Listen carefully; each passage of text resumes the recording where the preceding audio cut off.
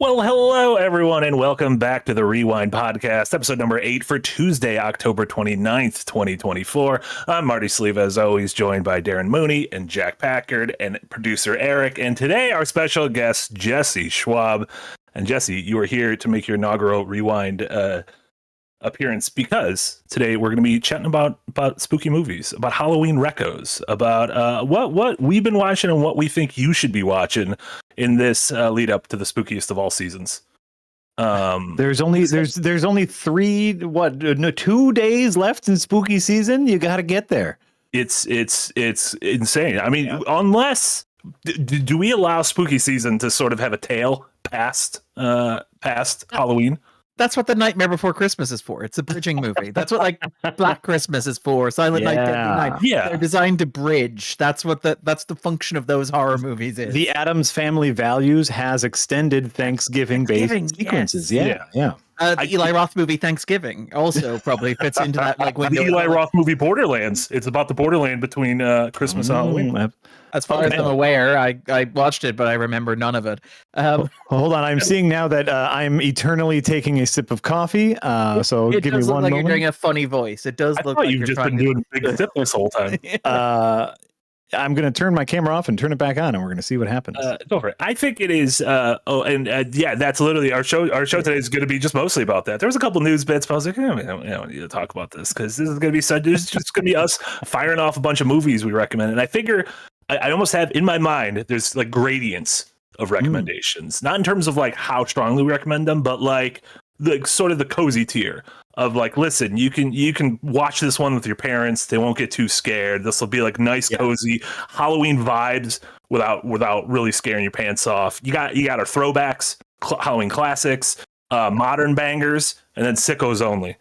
I want to save a little space for Sickos-only movies that I like only recommend to people who got like a little bit off. The Martyrs tier, yeah. The Martyrs tier. I feel like both of our movies in the key art today, Terrified and was that Manila from Godzilla? Yes, Jesse. Manila from Godzilla. Yeah, I thought that was Godzuki, and then it turns out Godzuki's a cartoon, and so I never knew what this man's name was, but I like him. Yeah, You're Godzilla. Apparently has lots of kids, is what we've discovered. Like Godzilla gets good for them. We're very sex positive on this podcast. He believes in the nuclear family. What's Manila's deal? Do you know what Manila's deal is, Jesse? It's never quite confirmed if he's actually Godzilla's kid. Godzilla was by an egg and it hatched and this like gross gray blob came out and he's like, I guess I'm your dad. As the only parent here on this podcast, that's kind of how it works. Yeah. You know? One day you wake up, there's a gross gray blob. And it's like, yeah, all right, I guess that's fine. It makes like squeaking sounds too. Yeah, they do that. You mean Godzuki? Yeah. Godzuki, whichever one. Whichever. I like a small Godzilla. I think a small Godzilla is great. I like a big Godzilla as well, but especially a small one. I think also like the mayor of Tokyo is basically that position as well. It's like some Godzillas are too big. Yeah, in Godzilla's All Monsters Attack, Manila can shrink down to talk to a little boy who's dreaming of him. Aww. That'd be terrifying. I don't want to see that man in my dreams. Him like growing too, like he grows and it's just like for a few frames, just a big gray crotch shot of Manila. Oh no! You got the camera in the perfect spot. Yeah. I do like Mothra's like chorus. I feel like more monsters should have a chorus. Oh yes, really good. Yeah. The singing ladies of Mothra. Yeah.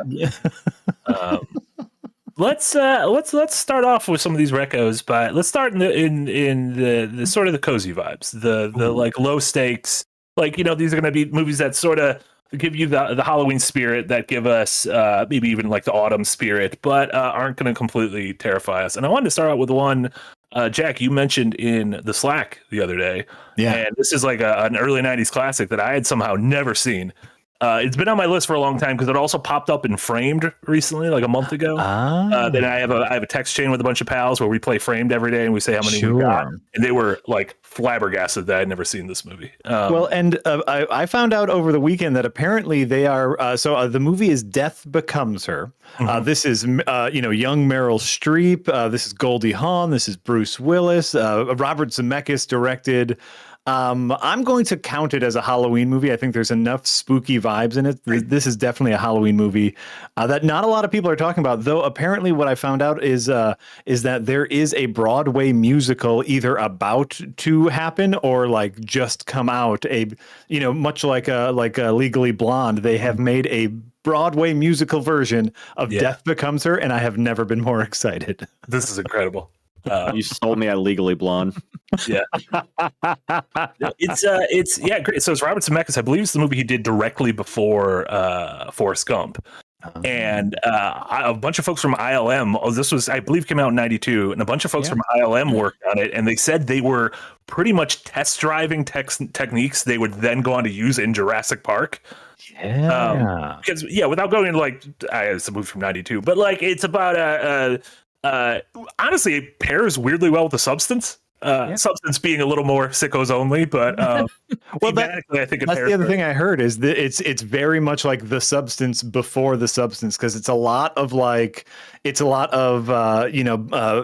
women's, especially older women's body image issues, the proliferation of the plastic surgery industry, what we do when we get older and no longer feel as attractive as we once did. So the monkey's paw finding a way to look younger. Say that again, Jesse. So it's substance. There you go. Can I ask, you mentioned the fact you haven't seen this, Marty, and you mentioned the fact that this doesn't maybe have as big a footprint as it should. Do we think a large part of that is due to Robert Zemeckis basically squandering all of the goodwill that he accumulated from Back to the Future to make the movies that he's made, where he's become now the VFX CGI guy, where he released here in American theaters this weekend and nobody knows that movie exists, starring Tom Hanks and Robin Wright. Yeah. And I'm a sucker for a movie that just takes place in one room over the course of 65 million years. Yeah. Jack's wait, what is this? This exists. What are you talking about? It's a high concept movie because, of course, it's a Zemeckis movie. The concept is the camera stays in one place. So it stays in one place over 65 million years and follows the extinction of the dinosaurs to the construction of a house, modern living, generations of a family living in the same space. And nobody knows that this movie exists. Apparently it's not very good. But aside from that, nobody knows this movie exists. Yeah. And so I guess what has he burned his goodwill on? Because he was a hit maker for a generation. I said this. I don't know if it was on the podcast or if it was on a stream. He hasn't made a good movie this century. Yeah. Castaway counts, right? Castaway is 2001, right? 2001, 2000-ish. I think it's fine. I think it's fine. What? I miss watching this movie. I'm like, this dude is fucking throwing heaters, absolute heaters. We lived in a world where he was giving us Back to the Future. He was giving us Who Framed Roger Rabbit. He was giving us Gump. I'm a Gump defender. And now he gives you Welcome to Marwen for your trouble. No, thank you. I do not want to go to Marwen. Well, unfortunately, you're going. Is it Christmas Carol, Beowulf, the Man on a Wire movie? Oh, gotcha. The Pinocchio, the Disney remake of Pinocchio with Tom Hanks. Yeah. Somehow the third worst Pinocchio film of its year, which is quite an accomplishment. Father. If you count Lies of P the game. Well, in any case, back to Death Becomes Her. The beautiful thing about the movie is as far as what makes a genre movie, what makes it a Halloween movie, for me, it's all about theme and visuals. And much like a Tim Burton-esque movie, this whole movie is a little drowned in creepy, slightly off visuals. A lot of scenes in hospitals and morgues, in luxury what do you call them, castles and luxury mansions that are just slightly off, and so everything has a creepy vibe to it, which I really dig. And of course There's death. There's multiple deaths of the same character, and a lady gets hit in the face with a shovel and it breaks her neck, but she doesn't die, and it's great. Yeah, with really, really awesome CG in that one too. Yeah, the Tim Burton comp I think is spot on, to where almost every Tim Burton movie feels like a Halloween movie. You know, from Edward Scissorhands to Ed Wood to is direct Halloween movies, but yeah, just really, I don't know, really enjoyed it. And that's one that around that time we were getting like this, we were getting the Addams Family, we were getting like Edward Scissorhands. It feels like really talented directors were making really interesting, somewhat spooky movies. We need to bring back auteurs making spooky movies that aren't like necessarily horror movies, the cozy spooky. Yeah, but you had like Nicholas Rogue's The Witches was around the same time as well, if I remember correctly. If you want to get the New Witches, yes, he did. Yes, he did. Really bad. How's he doing that? God awful. One of the worst things I've ever seen, and that was in the middle of the pandemic where I was very charitable. Yeah. What else? Like there was also like the Bette Midler. What was the Hocus Pocus was around that time as well? Yeah. Really? Yeah. Something in the water. Yeah. You know what it was? Magic of Bill Clinton. I'm gonna be honest. I've had Bill Clinton on my mind recently because I've been playing the Call of Duty Black Ops 6 campaign. It takes place right like 91, 92. And there is one mission I just played where you go to a Bill Clinton fundraiser. Literally, Bill Clinton's up there on stage, but you have to sneak into the basement because it's actually a CIA black site, and you need to bust out a prisoner. You kill so many people. I'm like, man, I don't remember this news story. Where Bill Clinton had a DC fundraiser and like 1 million people died in the basement. Well, the Addams Family movies are like Bush movies, right? Because Family Values is a direct reference to the Bush speech, the famous American families should be more like the Waltons, less like the Simpsons. Like it's a direct screw you. The entire premise of Addams Family Values is a direct screw you to Bush. Which is I don't have the movies. I don't understand subtext. President, not the band Bush. Not the band. No. Addams Family Values was 93, so correct. That would just after. That would be right. Produced during the Bush administration. Yeah. Rewatched that. Great. Like I rewatched it over the weekend. Phenomenal film. So much better than the original Addams Family or the earlier Addams Family.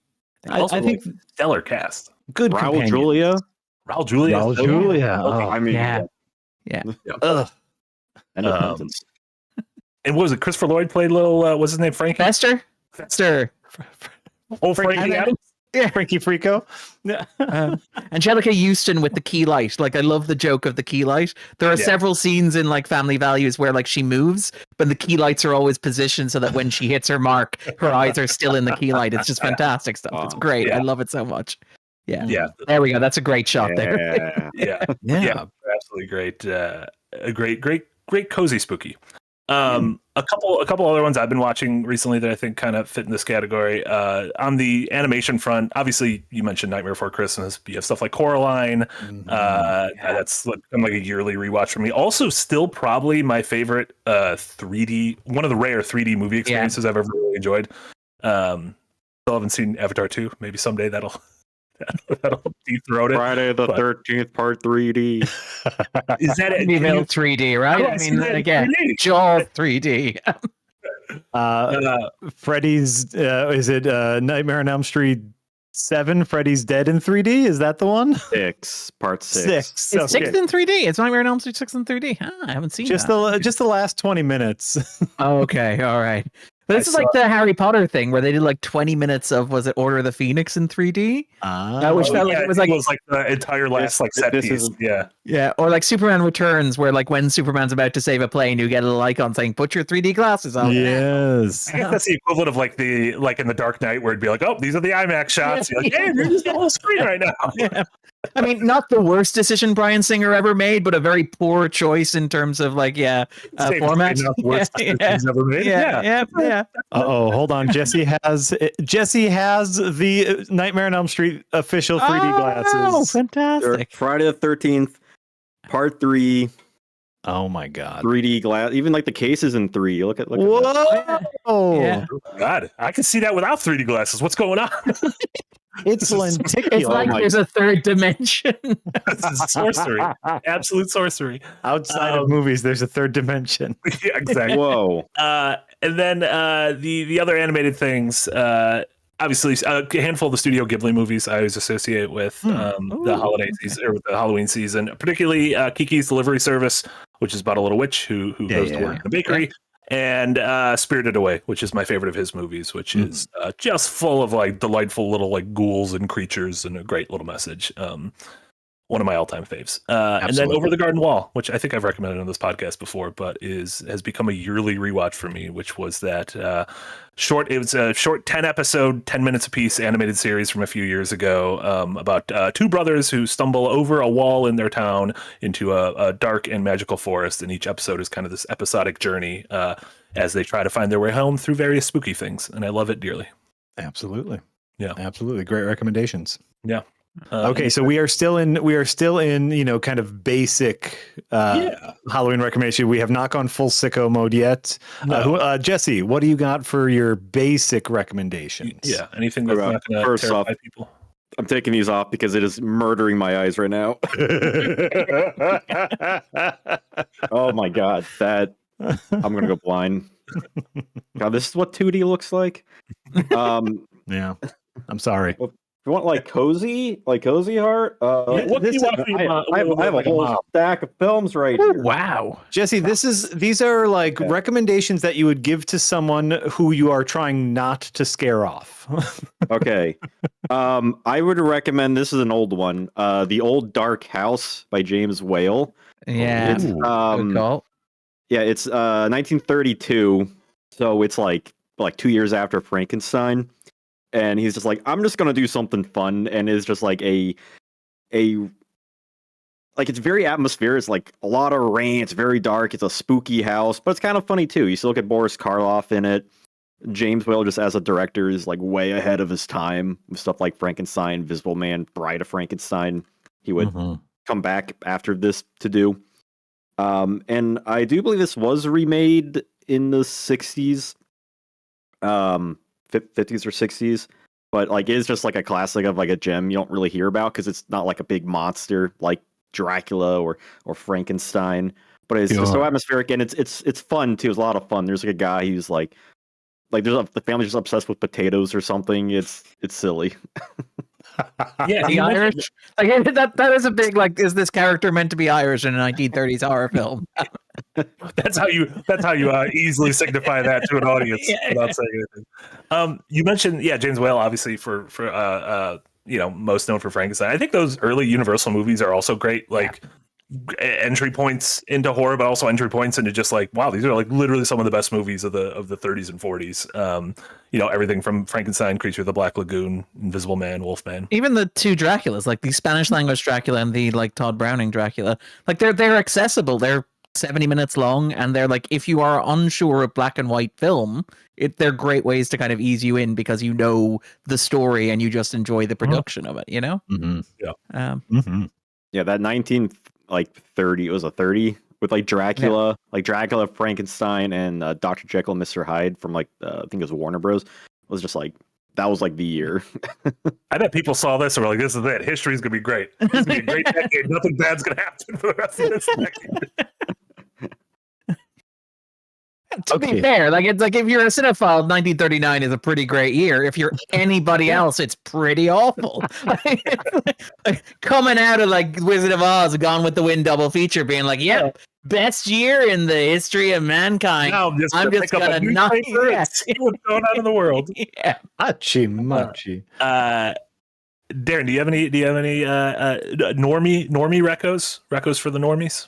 I mean, again, this is where I wonder where the border lies. Like, would M. Night Shyamalan's like Sixth Sense count? Oh, like, that's the thing where that is like, because it's a PG horror movie. It's the kind of horror movie I could show my mother, who's always a good litmus test for that these movie. things. Cannot be PG. It is, or PG-13 maybe, but it's not R-rated as far as I'm aware. I may be wrong, but it is accessible. It is atmospheric. It's rich. It's well made, and it's kind of ghostly. And it does have a couple of unsettling moments in it, deeply unsettling moments, but it's more atmosphere than anything else, and it's anchored in two great performances. I love that Bruce Willis is like the king of this genre, it seems. Like, if we're bookending this with like Death Becomes Her and The Sixth Sense. 100%. Yeah. I mean, imagine just waking up and just being like, oh, I sense another thing. A six. Taste, touch, smell. What is this thing? Like you gotta try all of them, and then you're like counting, running out of fingers. Where do you stand on The Village? The problem with The Village, is that, like, from the opening scene, I guess the twist, and I'm not. Despite what people think, I am not a viewer who sits there and tries to outsmart a movie. I sit there and enjoy a movie and then think about it afterwards. So the really infuriating aspect of The Village, and if you know the movie and you've seen the twist, you know what I'm talking about. But there's a moment where M. Night Shyamalan makes a choice as to how to convey a piece of information to the audience. And I'm like, the only reason that he would do that is because he does not want us to accept that that information is objective reality, but instead the subjective experience of the characters. Therefore, I know that he's lying to me about this one thing. And I spend the next hour and 40 minutes waiting for the movie to catch up to what I know the twist is from the first shot. I think it's very lavishly made. I think the performances are interesting. It's probably the best way to go. Yeah. I mean, Adrian Brody makes a lot of choices. Joaquin Phoenix, I think, is quite good, to be fair to him. But yeah, Adrian Brody is making some choices in that movie. I think Bryce Dallas Howard is actually good in that movie. And I think, like, the adult cast, in quotes, of, like, Sigourney Weaver and, like, The Big Hurt are fantastic. The Big Hurt? The Big Hurt. He's big, and he hurts. Is John Hurt Little Hurt? Yeah, comparatively. Yeah. That is a movie I fucking loved when I first came out. I saw it in theaters. I adored it. I was like, I have to show this to everyone because no one's gonna guess where this movie's going, because it blew me away. I was not prepared for it. I bought it on DVD. Every person I showed it to within like 10 minutes was like, does this take place in modern day? And I'm like, yeah. You're all sorcerers. Every one of you is sorcerers. I think every one of my friends is like, you're just dumb. I think you're just dumb. Now that you've given it away, the twist is the gravestones. The fact that he focuses on the gravestones to tell you that it's like the 19th century. And I'm like, if he wanted to convey that, he would just like put it in text, like print it on the screen. The fact that he's using gravestones to tell me that tells me that I'm not meant to trust it. That he wants me to believe that it is, but also wants to go, I didn't explicitly say that it was. And I'm like, you know. And I like person. That's what happens. You grow up in Wisconsin, you just trust everyone.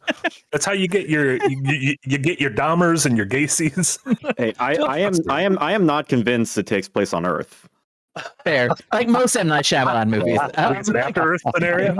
I haven't seen that. There hasn't been a shot of the planet in the movie. That's true. Fair, yeah. I think like The Village is one of those where it's like, I guessed the twist to Unbreakable, 5 minutes into the movie. If we even want to call that a twist, but I still can enjoy Unbreakable on multiple rewatches because I think it's incredible writing and solid filmmaking. Yeah. I think The Village is a movie that hinges entirely on the twist because the filmmaking is a little wibbly wobbly. So I think that's like the peak of Shyamalan is the next Hitchcock. I think Hitchcock's probably also a good shout if we're talking like recommendations for easing you into horror. Yeah. Like, again, this is one of those things where you're gauging like the scale of time and how different and more intense horror movies are now compared to what they were. But would Psycho be an accessible movie for like somebody dipping their toes into horror? It is intense, but by the standards of modern horror. I was enjoying the first 5 minutes, but as soon as that lady walked in the shower, I'm like, I don't want to watch this kind of film, so I just walked away. I never watched the rest. Yeah, it's only true psychos can. It's pure filth. The moment that Hitchcock shows a toilet flushing, I was like, out. This is degenerate. I'm like, I'm done. Are there any horror movies like? What year do horror movies stop being quaint? Yeah, that's the question. Because I mean, like, again, Halloween. My sister watched the 1978 Halloween and was like, "It's very well made, but is in no way a scary movie." Like for her, it starts in '96 with Scream. Like, because I think I've mentioned this before. My sister texting me and being very proud. Darren, you'll be very proud of me. I know you like movies. I watched an old movie, and I'm like, wow, what did you watch? Did you watch like Gone with the Wind? Did you watch like The Wizard of Oz? And she's like, no, I watched Scream from 1996. And I'm like, wow, I am so It's old. the Saving Private Ryan shot of you just Yeah, just me reading my phone. Scream is really good though. Scream Scream is Scream's so very great. good. Yeah, I recently, actually, this past month, I watched the entire Scream franchise for the first time. I mean, I've seen the first one before, but not like all the other ones. Even the So sequels are pretty that good. was interesting. Some of them.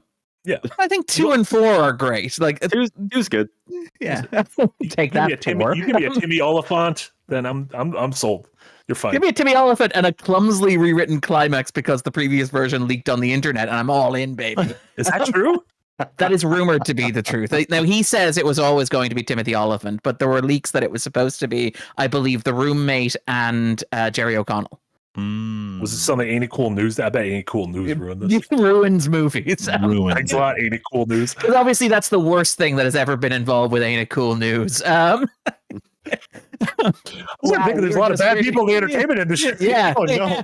Particularly at the turn of the millennium. Like whenever we talk about turn of the millennium pop culture, it's like, and this is not the worst thing this person has ever done. To be clear. So, anyways, let's talk about the Twilight Zone movie. Are you going to land this plane? Are you? No. Sure. Okay, no, sorry. I was chatting with someone recently who it was their first time watching an American Werewolf in Paris and or in London. Wait, which is the first one? London. London. And they were just like, "Oh, a coworker told me to watch this movie," and I said, as long as you can stomach a slightly problematic director, this is a classic movie. Like, it helped define like the modern transformation sequence. Just glorious, slightly problematic director. And they were texting me back, going, "Oh no, like how bad could it be? Was it another Me Too thing?" And I was like, "Oh no, significantly worse." Yeah. Like, oh, what could be worse than? Oh no. Oh Yeah. no. Yeah. Completely overhauled the way that kids are allowed to work in the industry. Yeah. Yes. Yes. But you know what? If you can disassociate from that, a fine spooky movie. Yeah, and it does. I think a thing that I really like in horror, which again we've talked about in the past, is I think anthology works really well in horror. I think horror is a both in games and movies and TV. I think horror works really well in not small dose, but like you can tell a really good spooky story in a very condensed manner. You know, if you go back to Poe, if you go back to Hawthorne. And so I think it works in the anthology setting. And a lot of times some horror things stumble when it's like, oh, how long? Like we talk about Terrifier. And you're like, how long is this? Do you really need 2.5 hours of this fucking clown? Like, really? No, you don't, is the I answer. think there's also the fact that like horror is a very diverse genre as well. Like there was this big story with the Hollywood Reporter Variety talking about like the fear of like horror fatigue or whatever.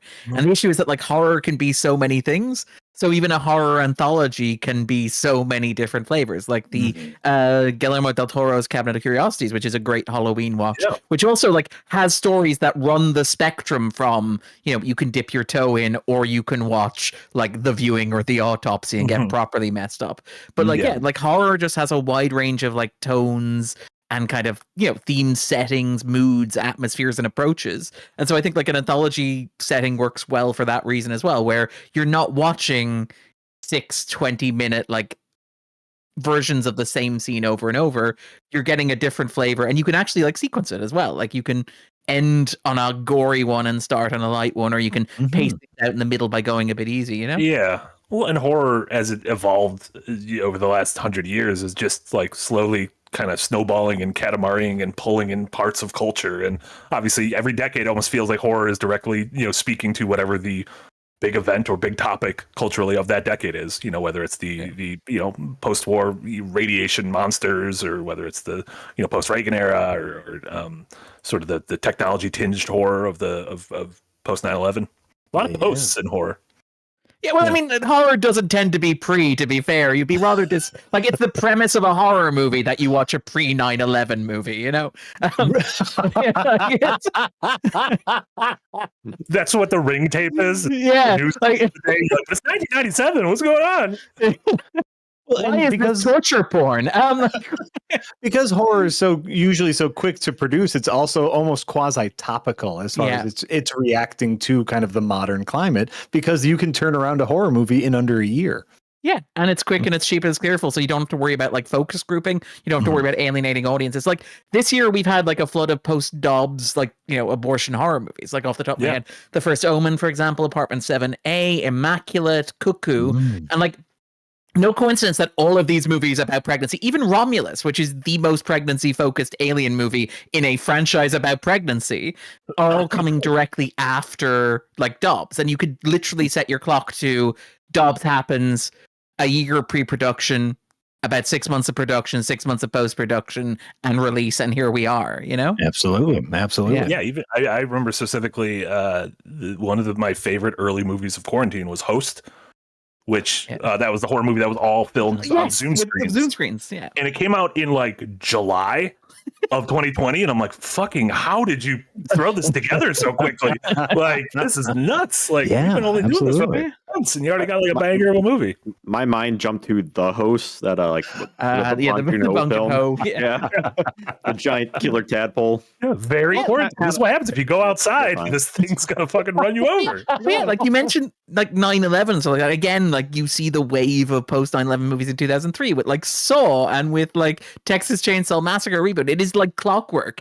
As soon as something horrible happens in the world, some horror writer or director is like, give me a pen and let me get to work. It's it's incredible turnaround.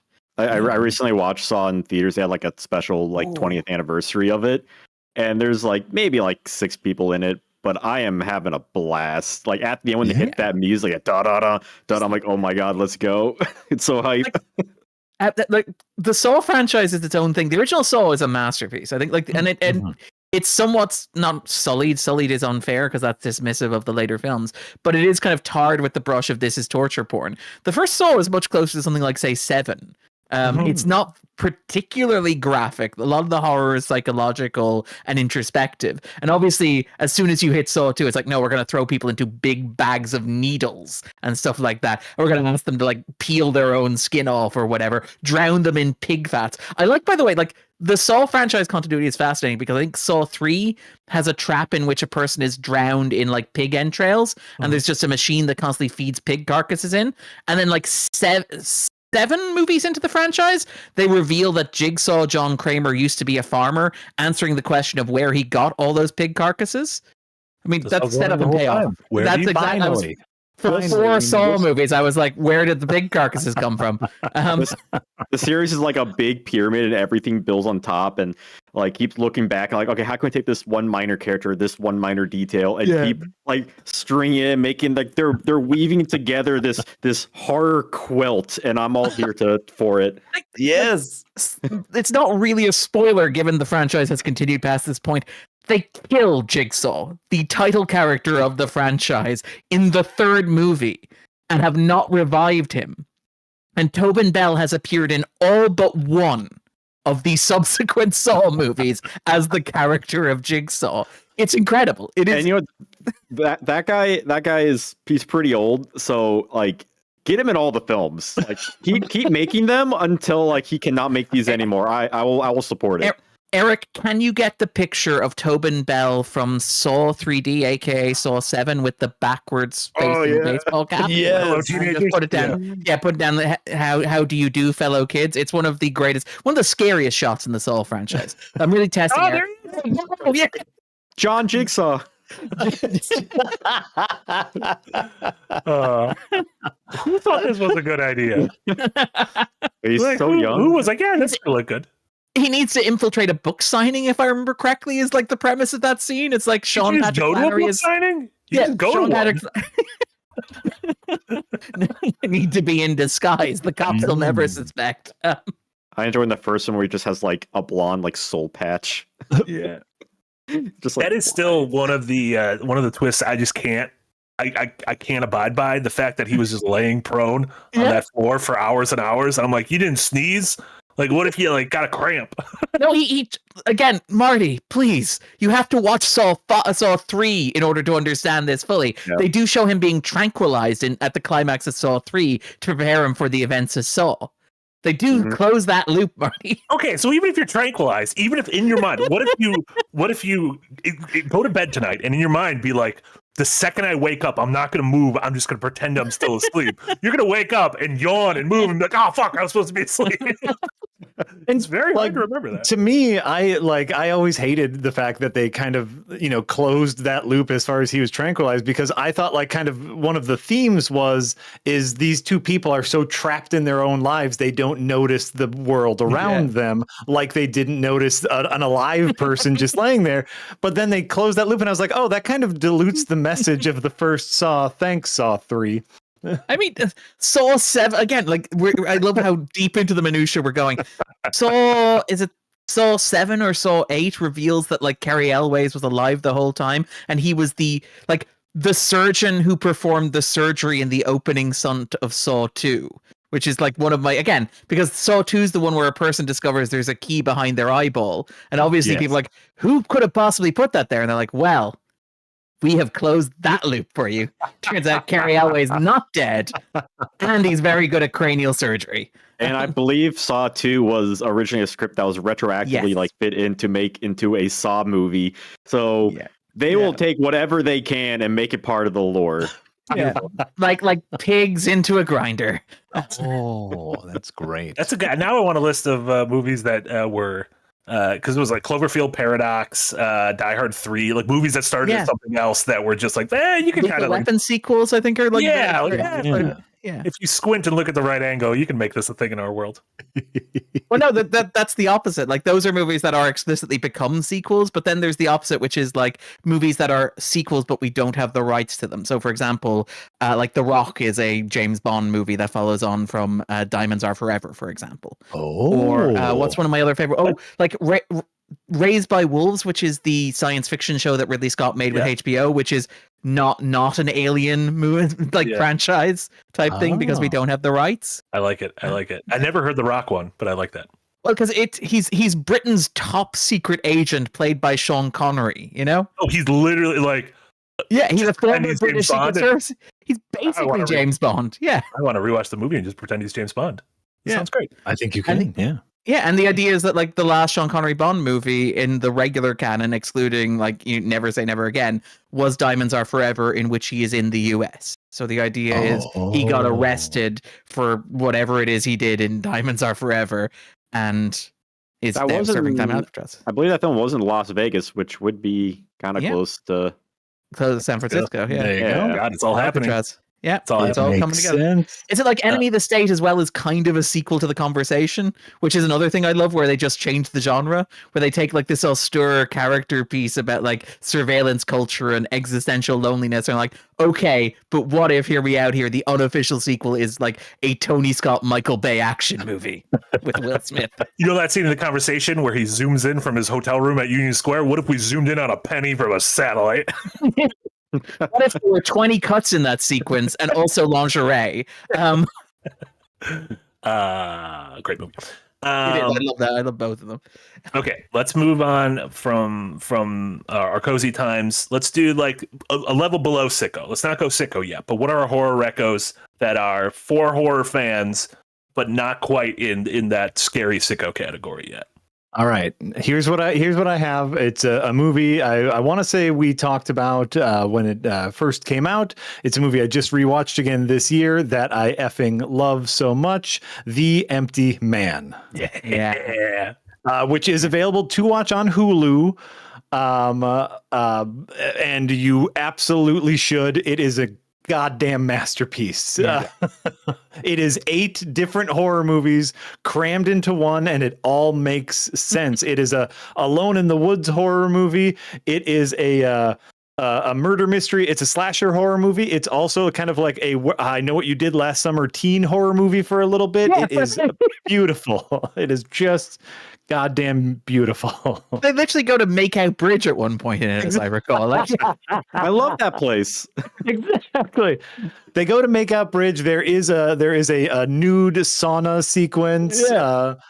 But then slowly unravels into probably one of the best kind of Lovecraftian existential horrors you will ever see. Yeah. There's 2 types of people in the world: those who love The Empty Man and those I don't need to talk to. So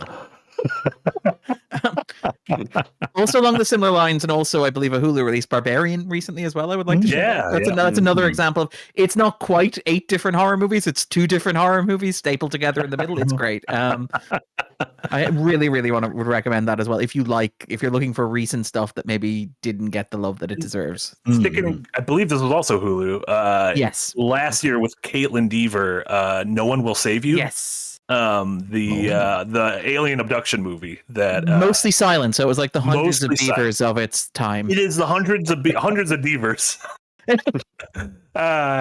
But it is a great alien alien invasion movie, pretty much following her and her alone, and she's alone in this house, like visiting, I think it's her mom's house after she passed away, and dealing with this alien invasion that occurs midway through the movie. Just like really, really great stuff. And one of those, like, she was great as like a child actor in like Short Term 12 and Justified. And I just think she's Last Man Standing. The Last Man Standing. Gotta love a little Tim Allen. Yeah. And she's going to be in The Last of Us. She's going to play a character. People definitely not going to be mad at Caitlin Dever's character in The Last of Us Part 2. Not one bit. What's her protection detail like, by the way? On an unrelated note. For folks who played The Last of Us 2, Caitlin Dever is playing Abby in The Last of Us 2. But yeah, good movie. Highly recommended if you like aliens. Beautiful. You know what a theme I like in horror movies are? I like a movie that starts out with a house party or some sort of a get together, and then things go awry. We talked the other week about It's What's Inside. That's exactly what I was thinking in terms of recent horror movies. We talked about that a couple ones from a little while ago. That might be a little more sci-fi than horror. Coherence. Have you ever seen Coherence? No. This is it's a house party, and someone's like, oh, you got to go get some more beer, and they go outside, and all the lights on the block are out except all the way at the end is a house with the lights on. And so the guy walks all the way to the end of the block, goes in the other house, and it's the same house party. Yeah. And so it's like, it's one of those, wait a minute, what's going on here? What are we doing here? And then the other one, this is called Coherence. Coherence. Yeah. And then the other one is also, I think from like probably 10 years ago or so, The Invitation. Oh my God, that is so great. Which is going to a dinner party with your ex-wife, and things do not go well. It's a really great social horror. It's one of those, and there's been a lot of them recently. And again, you wonder what is percolating through the American popular consciousness, where it's just like, at what point will politeness get you killed? At what point do you like acknowledge that like this is weird and we shouldn't be putting up with this, and like pretending to make nice with people and be polite to them is going to get you killed? Like Speak No Evil is built around exactly the same premise. This movie legitimately like confirmed in me that like you can just leave whenever you want. Like if you're at like a social gathering, like there's no like, you don't have to be polite. You don't have to say goodbye to everyone. You just leave. Yeah. You just vanish into the night. The Irish goodbye. It's great. Like I didn't want to say it. I thought it might be offensive. I was thinking it, but I didn't want to say it. There's a reason. There's an Irish goodbye. Yeah, exactly. Yeah, probably one of those from like modern that comes to my mind is like Bodies, Bodies, Bodies. Yeah. Oh, sure. Oh, yeah. Yes. Pete Davidson, right? Mm-hmm. Yeah, they all go to like, like they're all having a little like overnight party, play like a horror game, but it's a little too real. Yeah, that's absolutely. Ooh, King and Commodore mentioned Head Count, which was a great indie one from a few years ago. That they're the turn at the beginning of the movie is whatever. There's like 8 people at this party, and they're playing like a drinking game, and they're counting off everyone's numbers, and they know there's 8 people, and then they're counting off everyone's numbers, and they get to 9. There's a 9th person, but they know everyone who's there, and they swear that there's only 8 people there. And it kind of unravels from there. I like a movie that just has a dumb premise like that. Give me a dumb premise where you're like something regular but just slightly spooky. Yeah, like the block is dark, and then the same party's at the end of the block. Hell yeah. Wait. Okay, so what was what you're going for? What was the drinking game one? Head Count. Head Count. Yeah. Every time we do this, I have several tabs open with all the things we talk about for my list to add to my list to watch later. Okay. Yeah, I think for this one, I'm gonna rewatch this episode. I'm gonna post the links in the comment. We're gonna see if I actually do that. I shouldn't have said that. That might be a promise. I'm not gonna. Actually. That's a bit of work. Yeah, just a bit of work. Another house party movie, Halloween Resurrection, the Scream sequel that never was. Oh, I mean, how many movies is it Busta Rhymes roundhouse kicking Michael Myers? Hey, trick or treat, Mikey, motherfucker! I'm just gonna say Halloween Kills would have ended much quicker if they had Busta Rhymes there. Jamie Lee Curtis just roundhouse kicked him. Yeah, people would have actually died tonight if he was there. What's great is like you actually read interviews with Busta Rhymes and he's like, I didn't think it was a good idea, but apparently the focus group said that they wanted it. Gotta listen to them. Who are we to say no to the focus group? I like the 2018 Halloween. I know a lot of people didn't. I'm generally like quite fond of the Halloween movies in general, fonder than most. I will concede. I like the 3 Gordon Green movies. I like the second Rob Zombie movie. I don't mind the first zombie movie, even if you get towards the climax and it's just reminding you of a thing that did all this stuff better. Your piece that went up Monday or over the weekend on Halloween 2, Rob Zombie's Halloween 2. So for members of the Patreon at the $5 tier and above, you can read Darren's one of his most recent columns on Halloween 2.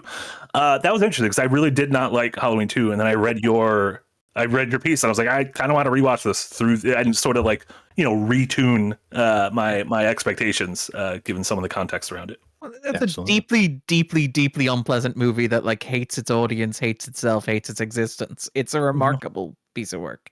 Very Joker folie à deux in some senses. But yeah. Probably didn't lose as much money as Joker folie. Halloween 3 though. Love Halloween 3. Love short stories in a horror movie. Yeah. Tom Atkins. Yeah. Like there was a while between that and The Fog where Tom Atkins was like the hottest man alive in the early 1980s, and it's like we gave up that world. We had paradise in our grasp and we let it slip through our fingers. And like now we just have our Jacob Elordi's. Like do you have a picture there, Eric, of like Tom Atkins just to show people like what they're missing? Yeah, creator of the Atkins diet. What we had. What we had at one point. Like where that's it. Shirtless, hairy, divorced, possibly drunk. He seems like a doctor who smells of alcohol in like Halloween 3. He has that sort of vibe to him. It's incredible. Like throughout Halloween 3, all these beautiful women are throwing themselves at him, and he's just like, I don't know. There he is. There's that man. There he is. That man. Yeah. He's like 20 years older than these ladies too. Yeah. And going home to his ex-wife and kids. Like it is very, very Reagan era dad fantasy coded. I love it. An aspirational figure for most of us. A couple folks in chat were asking if we had any recommendations of foreign horror movies, and then specifically Japanese horror movies. And one movie brought up. I think I brought up on another stream, and people said Jack was a fan of it. One Cut of the Dead. Ooh. One Cut of the Dead. Yeah. Oh. It's without giving spoilers. Yeah. I thought they said you were a fan of it. Maybe they did a big lie to me though.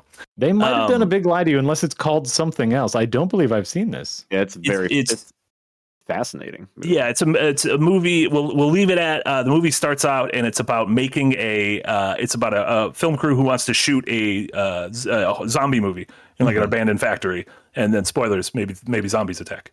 But it starts off with a very basic premise, but then very much builds onto that and is actually a very smart and very fun and one of those movies that I definitely recommend going in relatively blind.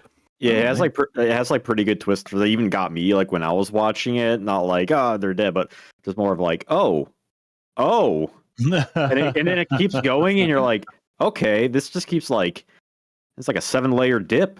I just guess the village twist of every movie now. Every movie I enter, I'm like, this has got to be. It's modern day. Movie just takes place in modern day. That's not a twist. That's just like if we're talking about like Japanese horror stuff, though. Sure. Two of my favorites, Kuroneko and Onibaba, both by Kaneto Shindo. Hell yeah. Onibaba might be one of my favorite movies, and Kuroneko's made like a couple years after, but they're really freaking good. Just very spooky. Kuroneko's more like ghostly, so if you like more like spiritual stuff. And Onibaba just like visually, like they about it's like medieval Japan during the war, and the whole film just takes place in just these tall thickets of grass. And it's just so striking and visually interesting. Like, absolutely recommend. He also did Naked Island, which isn't a horror film, but pretty good too. Sorry, Wait, Jess, what I'm was the actually last looking one? for my Naked matching Island? copy of Onibaba here because I do have it. Baba Bros. Yeah, I know. Baba Bros. Baba Bros. Also, Jesse, you might need to turn off and turn back on your camera. Oh, I believe no. you have. Oh no, frozen you got us. Onibaba. You got Onibaba on You us. got oh look at me. Look at me, I'm split in half. Oh no. Oh, that was terrifying. You got terrified. one second, That was second. terrified. Sorry, 1 second. I'm going to force the non-HD version, so the webcam will stop freezing. Give me 1 second. Okay. I'm just gonna keep talking. I'm not actually not gonna ask for permission. I'm just gonna keep speaking. Yeah. I have to check the server. If it's going to cut. Okay, still gonna keep fine. Also It's got to be like Ringu, and it's got to be like Audition, right? There you go. ooh, I like a Ringu. I like an Audition. I like my Juon the Grudge. Oh, But there you the classic one, Misaki Kobayashi's Kwaidan. Yeah. Ones with little anthology stories. 4 short sort of Japanese folktale horror stories. Really, really great stuff. One of the most gorgeous movies I have ever seen, just aesthetically. Even without subtitles, even without sound, it just looks gorgeous. It's one of the best looking movies I have ever seen. Yeah, it's pretty stunning. Yeah. If I thought one other foreign one I'm a big fan of, it's Swedish horror in Haxen, or Haxen, however you pronounce Love a it. little accent. Yeah, Yeah, Accent. some Haxen action. Yeah, accent action. It's a it's a silent film from 1922, translated to The Witch. It's like a documentary style. Oh, about, like, the okay. history of like witches and demons and stuff. And it's super spooky, but it's crazy. It's not really like a horror, there's a monster around murdering people, but like visually it's super striking, and it's Swedish, which you don't really hear about like Swedish horror that much, I feel. That's true. That's true. Yeah, they just Also, Swedish while we're recommending foreign films, Nosferatu from 1979, the Werner Herzog version as Ooh, well. yeah. Because obviously Egger's version's coming out, but like Werner Herzog's one is one I go back and watch, and it's just again really gorgeous, really haunting, really bleak, like existentially bleak. Which is not that Werner Herzog isn't normally a barrel of laughs as a director. Absolutely. Earlier this month, actually, they had a theater was having a screening of the original Nosferatu, but with the soundtrack of Radiohead. Yeah. Oh, I love okay. that. It was very, very cool. They had like special like lighting effects and stuff, which was like really cool. And the That's music really- worked I love really that. well. The only asterisk is that, silent films typically have tints on them to Yeah. show They like, look hey, golden kind of thing. Or, like, hey, this is indoor, day, night, and stuff like that. And without Nosferatu, it kind of hurts the movie when you just see a vampire walking around what is clearly shot in daytime. Sure. Are you looking forward to that to Nosferatu this Christmas? I'm hoping it's a banger. Yes. I'm on the banger train. I feel like Eggers, Eggers. has form. Yeah. Oops, all bangers for Eggers. Yeah. he's a good Eggers is what he is. I saw what What? you did. I saw what you did there. That's good. Oops, all, He's a bit of a mad yoke, so he is. oh my god, that's like a little bit removed. That was a little too far. I know, Darren. You've also, speaking of foreign horror, you've mentioned Tumbad a few times, which I'm a big fan of as well. Love Tumbad so much. An Indian horror film, and again, one of the interesting things. Not that I'm an expert in Indian cinema, but I've watched a few of them, and like in recent years, obviously Indian cinema is huge. It's not just one industry; it's like 3 or 4 industries, each of which is roughly the size of Hollywood, which is incredible. But basically, they've begun embracing kind of Western style storytelling, which is interesting. The same way that American cinema embraced like Japanese type storytelling during the 60s and 70s, and like you get to see them do things like like Andhadhun, which is what if a Coen Brothers like Bollywood movie existed, which is just incredible. But Tumbad is this like Indian horror movie that is made so far outside the systems and structures of traditional Indian cinema that I believe it had to be shot over like 4 or 5 years and had to be like went through like 3 more years or 2.5 more years of post-production on it as well, because they couldn't get the money together. It was very difficult to get the schedule for everybody. They couldn't generate rain season. They had to shoot during monsoon season as well because they couldn't fake it because they didn't have the budget. It is just incredible. It's rich and it's atmospheric, and it's almost very interesting to see something like channeled through a different culture. Like I also like Gore Verbinski's say The Ring, which is like an attempt to translate a fundamentally Japanese horror movie into an American milieu, and works really well because it is what he cleverly hones in on is I can just do this like Stephen King. I can just kind of like make it look like kind of like murky American green washed out wilderness folktale ghost story stuff, as opposed to this high concept, high tech Japanese Ring story. But yeah, no, Tumbad is incredible because it is a ghost story. It's a kind of it's a curse story. It's a story of like guilt and wealth and like set against the backdrop of Indian independence and the notion of like who profits from Indian independence and how do you profit from it. I think it's gorgeous. And it looks and feels unlike anything else I have ever seen, which is just remarkable given how many movies I watch. If you need an extra Indian horror recommendation, Mystics in Bali. It's just like this floating head, like entrails, like down. One of the 3 great floating head and entrail horror movies. A classic of my favorite burgeoning subgenre. Yeah, so it's the Robert Zemeckis' Pinocchio of the genre, is what you're saying, Jack. Yeah. Oh, it's a good one. Mystics in Bali is a real good one. Okay, do we want to dip into sicko mode now? Do we have any real like? We can dip into sicko mode now because it's kind of poignant, as my sicko mode is also a foreign film. Ooh. I'm not gonna this is also my To Be Fair segment. Oh my god, this is 10 birds with one stone. You just birds are birds with one stone. And I won't take too much time on it because it is something that we covered in the last Best of the Worst, which is the French art house slasher psychological horror film that is also a mummy movie called Devil Story. And I cannot convey to you the madness that found that so fast. That is the man beast freak who is murdering people as soon as the film starts. There is a mummy and his hot goth girlfriend that has something to do with it. I have frozen again. Hold on. Boop boop. That's because you're a man beast freak, man. It's because I'm a man beast freak. Man bear pig. It is a nightmare of a movie, and I say that with a lot of love because as Darren just mentioned, like we watch a lot of movies and it is hard to find movies that make you feel something, that make like that are different, and Devil Story is so flippin' different. So do you think is it good? No, is it good bad? Again, this is why this is Sickos only. This is we are in these Sickos only recommendation. That's true. Which is you have to have a stomach, you have to have a vocabulary of horror already. You got to have a stomach for horror already because it is an absolute nightmare. It is a fever dream, and to me, that is what makes it very fascinating. I have recommended this to so many people in the past couple of weeks. And I take some time. It is free to watch on Tubi right now, and it is if you are a pure sicko, it is worth a watch. Love it. Oops, all sickos. Oops, all sickos.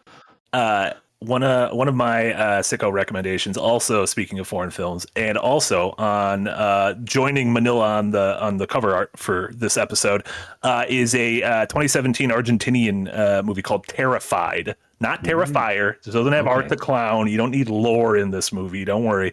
But this is it's a movie where a cop is called to this single block because there's 3 separate supernatural fucked up disturbances going on in this block. So again, it's not an anthology movie, but it very much visits this one house and it's like, oh God, what's happening here? And then the next house, Eric has the image now. One of the houses, it's a woman whose child dies in a car accident. And then a few days later, she calls the police because she's like, he's sitting at the dining room table and his corpse is sitting at the dining room table, ready to eat. There's another house to where the guy is he like a poltergeist keeps infecting his house at night and just tossing shit all over the place, and like the lengths that goes are absolutely wild.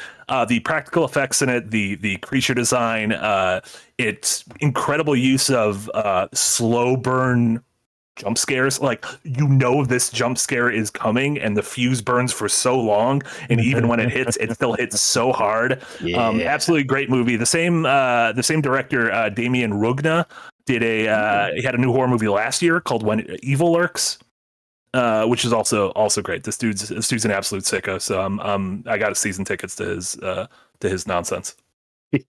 Terrified, not Terrifier, not Art the Clown. In the US, available to rent on Prime Video for $3. Ooh, Got it. I'm just saying, think about it. It's not on Tubi, but I saw something on Tubi the other day and I forgot what it was. Marty, we have a whole thing. I know, and I even took a note, and I don't know where the note is.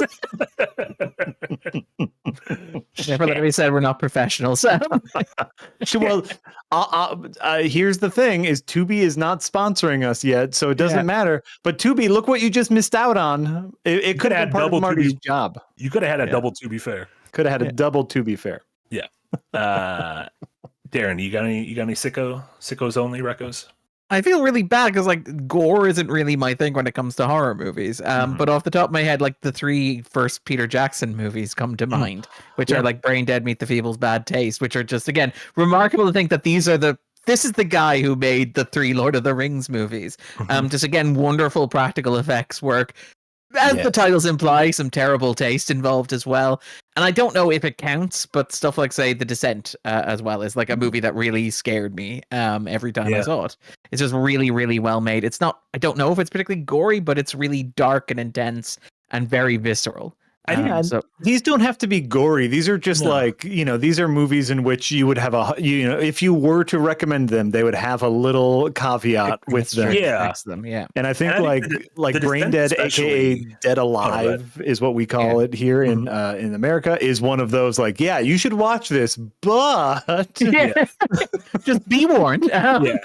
It's funny. We yesterday on Windbreaker we were talking about the movie ever made by like an 11-time Oscar winner, maybe. Sorry. I was trying to think of another 11-time Oscar winner. Like what? Yeah. I was like, what other movie did they make?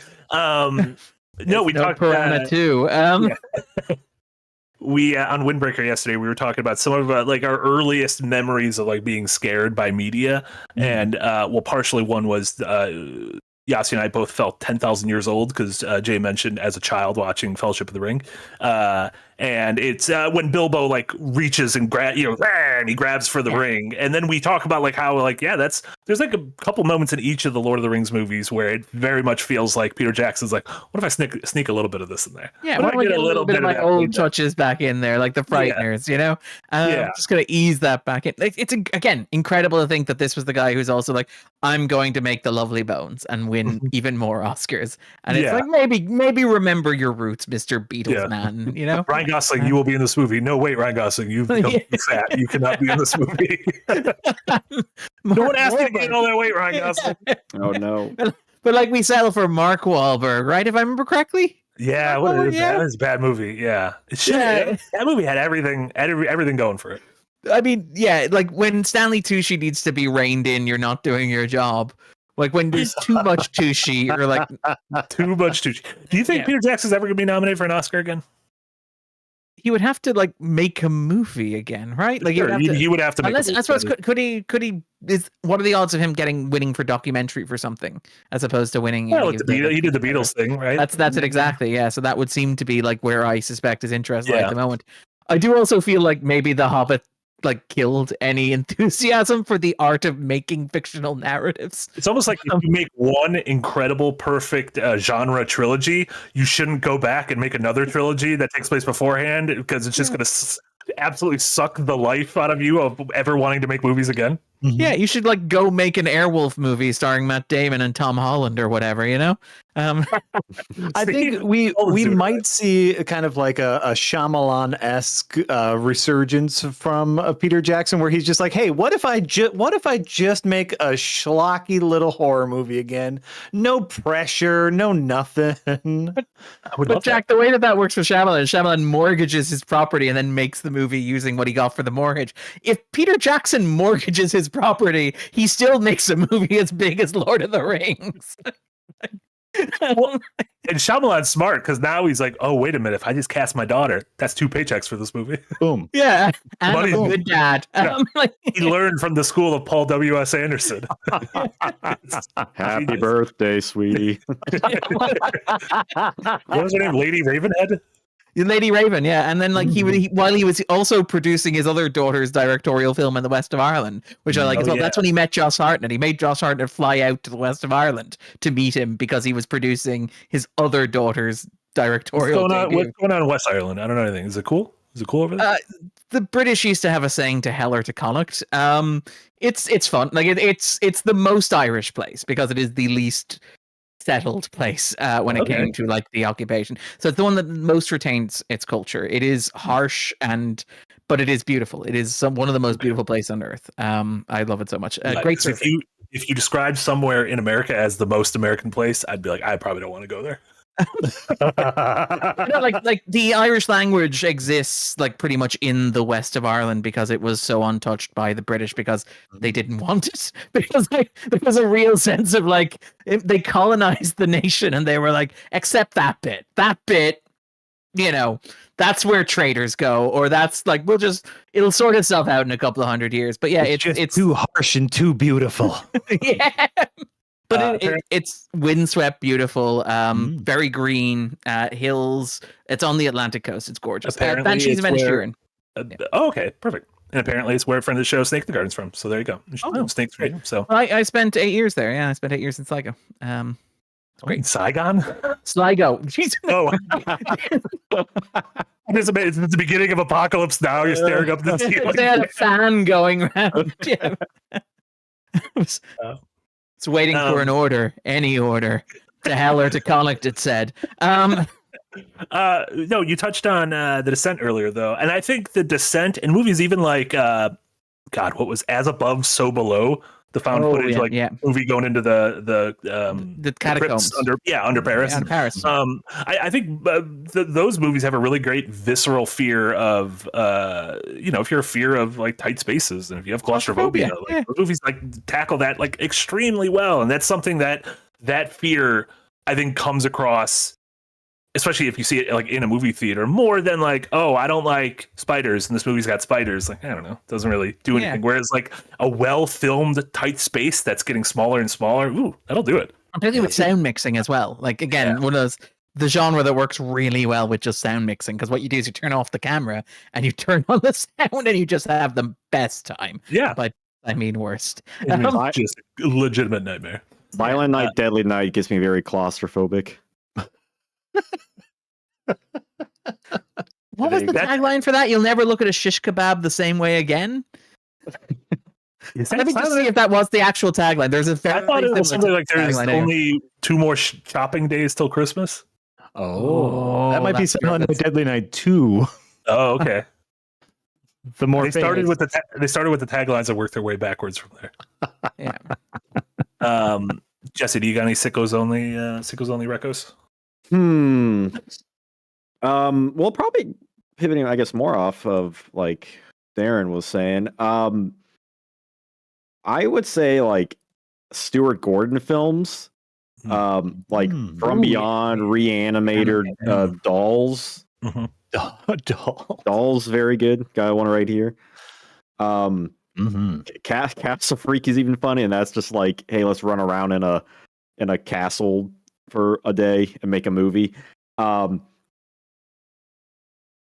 And not gory at all, but he did this like 30-minute short film called Kids Safe the Video, which is it's like a kind of like a hard PSA, but not really. about like, hey, don't leave your kid home alone. And there's like Dracula and Jason Voorhees is in it, and the kid is clearly like 30 years old, and she's supposed to be like 5, and she's like, oh, should I not stick my hand in the toaster? And Dracula's like, no, do it. Yeah, Let's see what happens. yeah.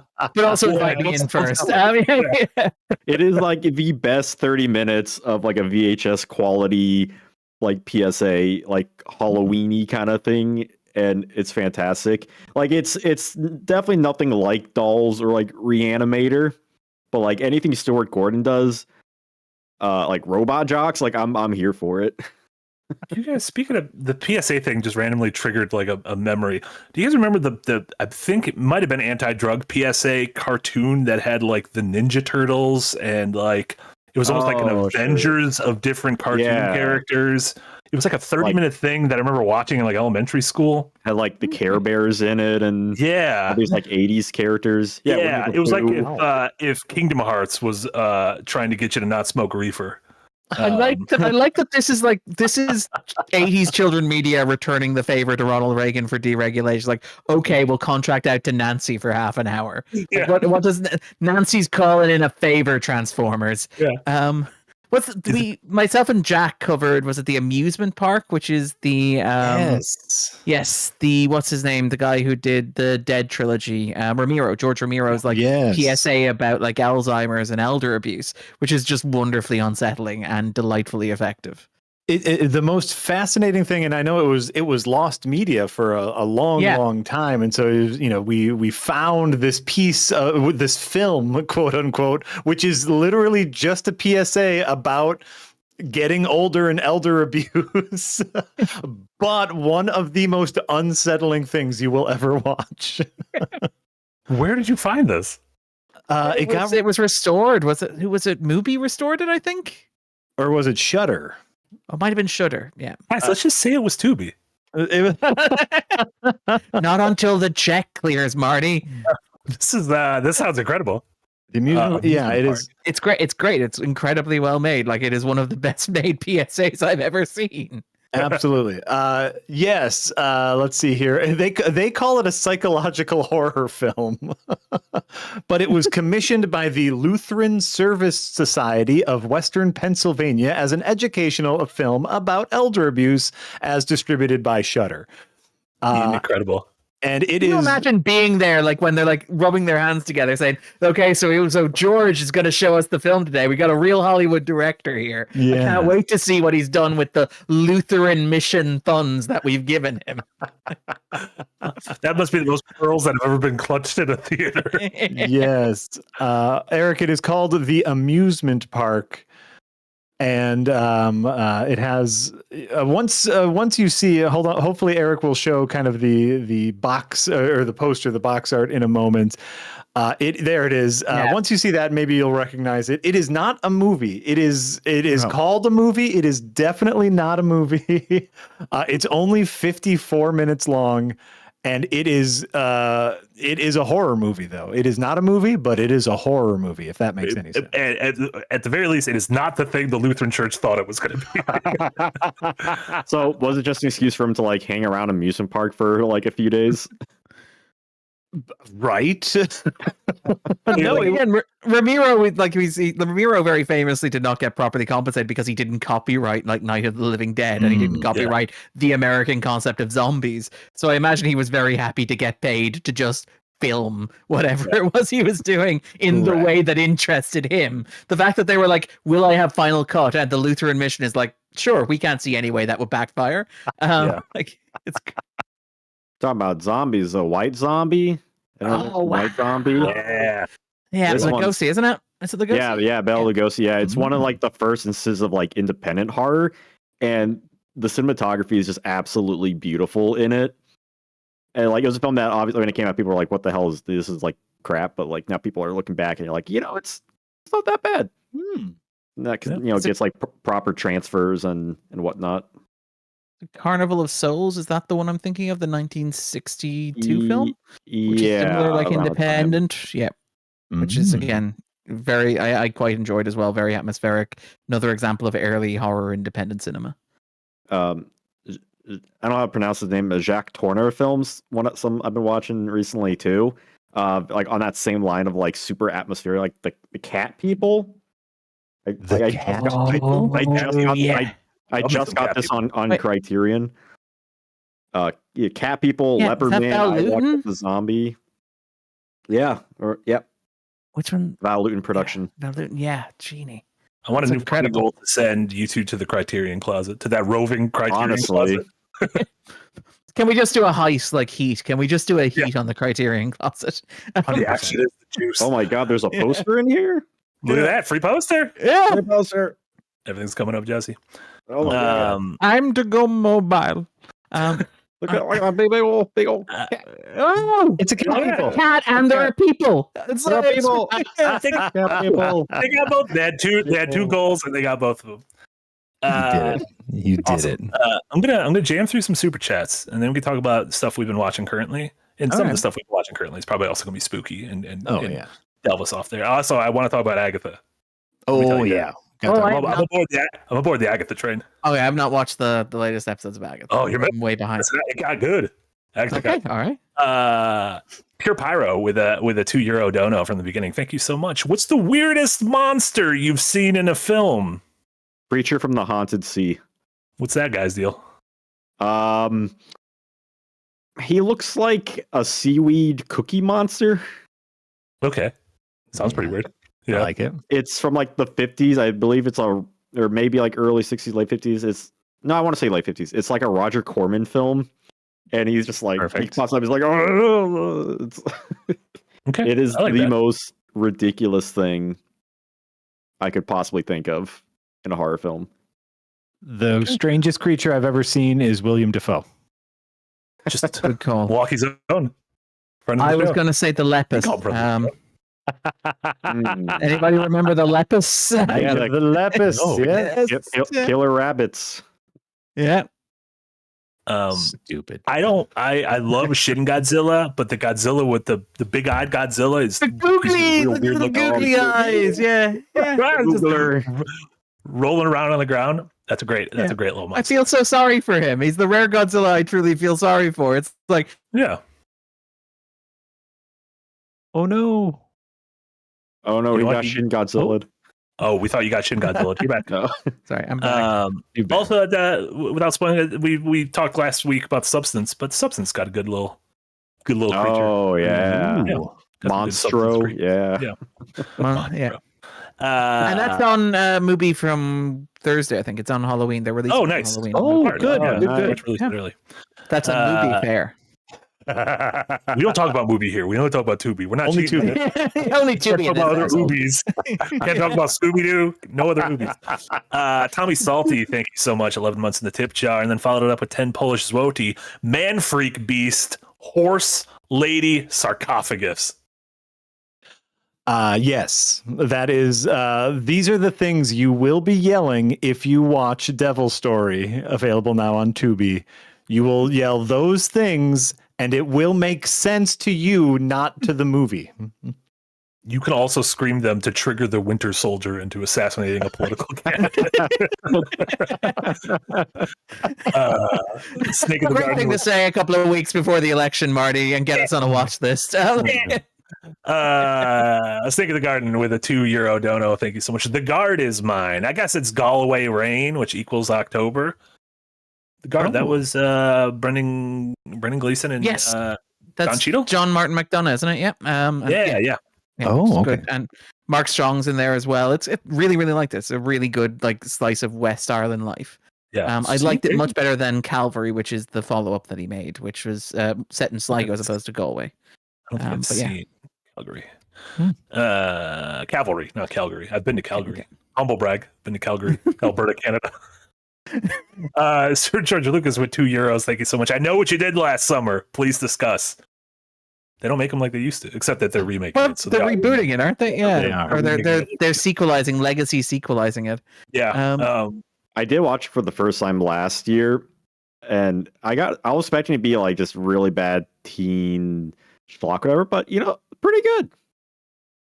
Yeah. Charismatic, like a cast of like, it was a bunch of hot young people at the time that everyone liked. I I think like though it was the lesson we learned, because it's a fine slasher movie, really good premise, really fun, hot young cast. The thing that I think the takeaway, if we're going to extrapolate data, is we like a character because it was I Know What You Did Last Summer versus Scream, right? Yeah. And Scream has the Ghostface killer. And that wins because we can remember the Ghostface killer. Yeah, whereas I Know What You Did Last Summer. Hook Hand. This is Hook Hand Fisherman. Yeah. Yes, but Last Summer was pre-Scream, so it gets some credit there. Oh, sure, but it doesn't It's written matter before and because in it a didn't drawer, have a wasn't it? recognizable killer. Your killer needs to be merchandisable. Yeah. He got a hook, Jackie. What more do you want? Like that's a real again to be pre-Scream. It's like he got a hook. Yeah, but is he going to be Ghostface Killer's in like Mortal Kombat and Call of Duty? Yeah. Is anyone rolling around with also- I Know What You Did Last Summer skin? Also, Candyman is like, ease up, get back in your lane. It's like, It's a 190s hook icon. Like, can you sell an official Halloween costume of Hook Hand from I Know What You Did Last Summer? The answer is no. No, because they'd be like, "Oh, are you Hook? Like Captain Hook? Yeah. So I'm not a pirate." Stop asking me that. Jesse, did you watch I Still Know What You Did Last Summer, which has one of the most insane twists in the history of cinema? I still have not watched what I know you did. I thought you did You last. shouldn't have summer. said still at the beginning of that sentence. It threw you. Yeah. Fuck you up. It's not a good, it's a very bad movie, but it does have a moment that I give the movie credit for, which is like a character is asked a question early on in a movie and they get the answer wrong. And everybody acts as if they got it right. And I, as a viewer, I'm like, wait, does the person writing this script not actually know the answer to the question they asked? And then the big reveal at the end is like, you fucking idiots, you didn't know the answer to that very obvious question. A movie that couldn't exist with cell phones because they'd be like, "Oh, let me just look it up." Yeah, let me just Google the answer to that question. Yeah, it was one of those things where it's like, because the movie is so badly constructed, I'm like, maybe the writer just doesn't know the right answer to the question.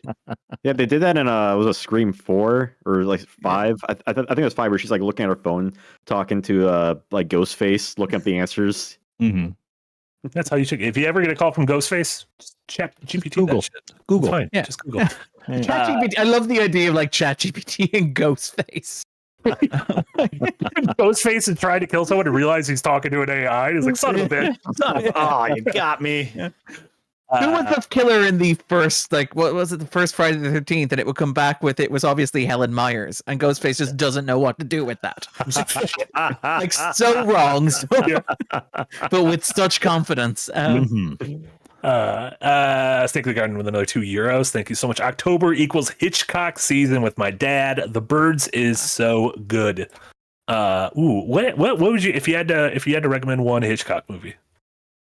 I'm a big Rear Window fan. I like just being a freak and breaking my leg and looking out the window, seeing what people got going on. You can look at the window without breaking the leg. Marty, I hate to Yeah, break it feels to you, so much better if you break your leg first. So much better looking. Yeah, I'm a big Rear Window fan. North by Northwest. Yeah. Ooh, incredible. Like just That's probably the right answer. It's no, there's no wrong answer. That's the real thing. Yeah. But like, if you're gonna choose one, like to me, that's when I think Hitchcock, that's what I think. Mm-hmm. Yeah. I think Psycho. Vertigo? Oh, yeah. Oh, see, Vertigo, Psycho. all of these Yeah. are great answers. And those might be the Mount Rushmore, hanging off. I'm about to say, like, yeah, it's like Cary Grant hanging off like the nose of Psycho. Yes. I like. I'm a sucker for single shots. So, what is it? His faux single shot movie? Rope, Yeah. which is incredible. Like, again, Oh, Rope is, yeah, yeah. and did you obviously watched the X-Files? You saw Triangle, which is the 6th-season episode of the X-Files, Yeah. which is like it's so clever because the problem with Rope is that like physically the camera can only hold about 10 minutes worth of reel. Yeah. So Hitchcock has to constantly go behind something or push into something to allow him to cut like a 10-minute shot in. Obviously nowadays with digital you can just keep rolling theoretically, although obviously you still do it because it's very difficult to do 2 hours continuous shooting. But like the X-Files did this and did it brilliantly because Carter realized that 10 minutes is the length of an act of television. so he'll have to Oh. like put the ad breaks anyway. Yeah, So he that's can good. he can cut at each of the ad breaks, and it can still be like a one take episode television. It's just the perfect fusion of like That's smart. form and medium. It's Yeah. beautiful. Anyway, sorry. Use commercials to your advantage. Speaking of one takers, a new one taker just dropped on Shudder like a week ago. French zombie movie called Mads, MADS. Ooh, Mads. Let me. it's not a documentary about Mickelson, no? I Most wish. famous Every time I was trying to Google it afterwards, I was like Mads movie, and it was like another round, and I was like, well, that's a great one, but that's not what I'm fucking looking up. Mads, here you go. It is a single, as far as I know, it is a single shot. Because I looked a little bit of the making of, and they said they filmed it 5 different times over the course of 5 nights and went with the 5th one. But it starts with it's like a French, like a rich kid who goes to buy drugs from his drug dealer, and on his way home, a girl stumbles out of the woods, and she's just like babbling, and she's terrified, and she's kind of bloodied, and he picks her up, but he's also very high, and so he's all worried, and he picks her up. And then from there, things go very poorly, and it turns out he's in the middle of a zombie invasion, but is also turning into a zombie. And it is nice. We rarely get to spend time with a character from the moment they get infected to going full zombie. And so I like a movie that allows us to spend that chunk of time with someone and see what it's like over the course of 20 minutes. So I love. yeah, I am sold on that art that Eric is showing us for Matt. Yeah. Like that it's is good. a beautiful thumbnail that 100% sells me on watching this movie. Human up top, zombie on the bottom. Yeah, My yeah. favorite haircut. Ugh. It's The mullet of zombie movies. the bullet is out. It's nice. It's like a tight 90 as well. So it's just in and out of your nice. life. Yeah. It's great. Good stuff. Right. That's, I don't know where single shot. That's where that came from. Plastic Roses with a $5 dono. Thank you so much. Monster House is my favorite Halloween movie. It holds up so well. It's a fun one. That's a good one. Yeah. Is that the that's- DreamWorks animation one? Am I misreading? Written by I think Dan Harmon and Rob Schraub. Yep. That's a real good one. Also, shout out to Paranorman. Yeah, Yes. good. Yeah. Well, most of the Leica ones, to be fair. Yeah, like 'cause- correct. Yeah. Correct. But Like, does James the Giant Peach also count as well? Like, 'cause it's kind of creepy. Like, What do you do? Oh my God, there's a big worm. like I Is always Dune think of count? Paranorman and Monster House very I think synonymously. they came out close-ish together within like I a have year no, or two. I have no so, concept, but yeah. two great family-friendly horror Halloween watches. Absolutely. I was a little disappointed by the one that came out like a year or two ago with Key and Peele, Wendell and Wild. Wild. Yeah, I was a little disappointed. Oh, I don't know if I saw that one. Yeah, That is like 5 different movies smushed together. Like I was a little underwhelmed by it as well. It feels like every idea Henry Selick has had in the past 20 years, and it's like I don't know if I'm going to get to make another one of these. So in it goes. yeah. It's like this yeah, bag is 20 pounds, right? No, it's 5. Well, it's gonna take 20. All the ingredients were there for something I should love, but I did not love it. Yeah. George Lucas with another €2. Thank you so much. Silly horror films: The Happening, Dead Silence, and Slither. Happening and my Shyamalan, arguably his worst movie. Yeah. I did that not lady I in the mean, water. Avatar. Okay, that's gonna say is Avatar or the Last Avatar. Airbender. Avatar, if it is on, Avatar is on my list of movies, much like the first Silent Hill movie. If it's on at a bar with no sound, it's fine. If you're just looking at it, Okay. every once in a while, there's like, oh, they're doing cool kicks. Yeah. All right. All right. Yeah, Slither. That's the early James Gunn. I actually really like Slither. I think Yeah. it's quite I think good. And it's- Slither's like it pretty has. Is it what's his face? The guy from Body Double gets really big. Is it Greg Henry? That's the guy. It's Greg Henry gets really big. What Greg Henry? Choose one first Grandpa name. Quill. Yeah. You don't need 2 first names. I actually don't know Dead Silence. I just looked it up.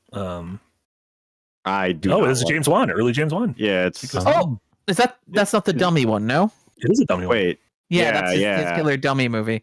Because like James Wan has this incredible career where like people forget that between like Saw and The Conjuring, he was making movies pretty consistently. So he also has the is it Death Sentence with like Kevin Bacon, where Yeah. it's just like Death Wish but with Kevin Bacon. Yeah. Like he has this run of movies where he's just like knocking them out, and they are mostly fine. But then all of a sudden he starts making $1 billion movies, and everyone's like, "Yeah, James Wan, cool." Just don't make a second Aquaman. Or please don't make a second Aquaman. He should have made Not that the worst spooky superhero reboot. movie of last year, Marty. Like this is the thing where it's like Darren is defending Joker Folie à Deux. I'm like, no, it's just like the best superhero movie of the year so far. It is not a good movie. Yeah, and Aquaman Suicide 2? Squad is award winning. Yeah. Aquaman, Lost Kingdom, not the worst movie of 2023. Not the worst superhero. We lived in a world where we could have had his trench movie. Just take me down to that trench. I want to see what's going on down there. Sussy Guru with a €5 dono. Thank you so much, Sussy. Jack, congratulations to you and RLM for scoring international Hollywood superstar Rich Evans. Jack Quaid was also there. It was, I mean, listen, anytime Rich comes to town and we get to shoot with celebrity Rich Evans is a treat. I will take it. You know, other Jack, it's fine. You know. Jack's fine. Jack's fine. You know what? Jack Quaid seems delightful. Here's a hot piece of gossip. Jack Quaid, delightful. Delightful. I like hearing stories where people are delightful. I get bummed when I hear stories that people aren't delightful. One of the most consistent things I have heard from everybody is Jack Quaid is delightful. Like it's one of those, like everybody's like, hey, you want to know something cool? Jack Quaid, pretty cool. I think it was the best part of Scream 5. That's right. He's arguable, about that. Yeah. No. So he was a delight. They just great to hang out with, and you know, a wonderful episode. Go watch Devil Story. There you go. That's what we've circled the drain on that one. Yeah. John Brooks with a £20 dono. Thank you so much, John Brooks. Jesse on Rewind, and it's not even my birthday. Take my money, gents. And we all know the scariest horror movie ever made was Return to Oz, opening with electroshock on Dorothy, a head swooping queen, and Pumpkinhead as a sidekick. Disney made movies like that. Like, remember when Disney was like, we're going to take the rights to the Oz franchise, one of the most beloved children's movies of all time, and just make this. Yeah. Are those like dudes with the wheels, like on their hands and feet moving around? That will mess you up. That fucking movie. Elden Ring villains. Yeah. Yeah. Exactly. Honestly, Oz Souls like when? Right? You can do it. I don't want to spoil it, but it's clearly in production. I'm not going to spoil it. Someone in chat knows what I'm talking about. Yes, and Oz Souls like is in production. Clearly, You know what? I'm not gonna spoil it. Okay. I'm not gonna spoil it. Oh, it's actually fine that you don't know, Jack. You shouldn't know, Jack. See, chat knows. Jack shouldn't know. Casey knows because Casey's the one that told me about it. Oh, okay. It's not like a Ubisoft thing. Jesus Christ, what did I do? Why did I say any of that? Why did I did not say any of that? Wish I would have not said any of that. Someday all of this will make sense. Someday we can go back to this moment and it's like, oh, okay, that makes sense. Hey, we got Wicked to look forward to. We got Wicked. Why does that movie look so fucking ugly? What are we doing? I mean, you've seen the behind the scene photos. They built sets which look great. They've got like makeup which looks great. Yeah. But for some reason they're grading it as if it's going to be watched on the poorest Wi-Fi imaginable. Yeah. Amazingly bad. It looks amazingly bad and also amazingly generic at the same time. Yeah. I just want to go into screenings in the last 5 minutes to hear how many people are like, what the fuck, when they realize it's the first half of a movie. Here's the thing though, right? It's Defying Gravity. It's presumably going to end with Defying Gravity, right? And it's like, why do you need to come back for part 2? I say, I love Wicked. I'm a big fan of Wicked the musical. But like when you hit Defying Gravity, if I don't have to come back after that intermission, I'm probably not going to. Like, I'm back in my seat because the intermission is like 10 minutes. If the intermission is 2 years, I'm like, I'm home and I'm busy. You know, Darren, that would be the cattiest I have ever heard you about a movie or a musical, and I love it. I'm here for it. Sorry. What if it turned out he was like a really catty musical music critic? Get him to Broadway. I see him start tearing these fools apart. Myself, and was it not Leslie Manville, but from like Birdman? Oh yeah, Leslie. Yeah, there you go. Fungus Finder with the $2 dono. I'm gonna jam through some super chats and then we. What?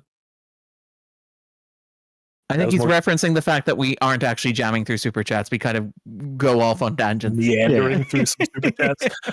Jam is in the eye of the beholder. And then Quintuple A with the file dono. Thank you so much, Quintuple. Darren, if you're looking for a nice short video game, I would recommend Metaphor ReFantasio on PS5.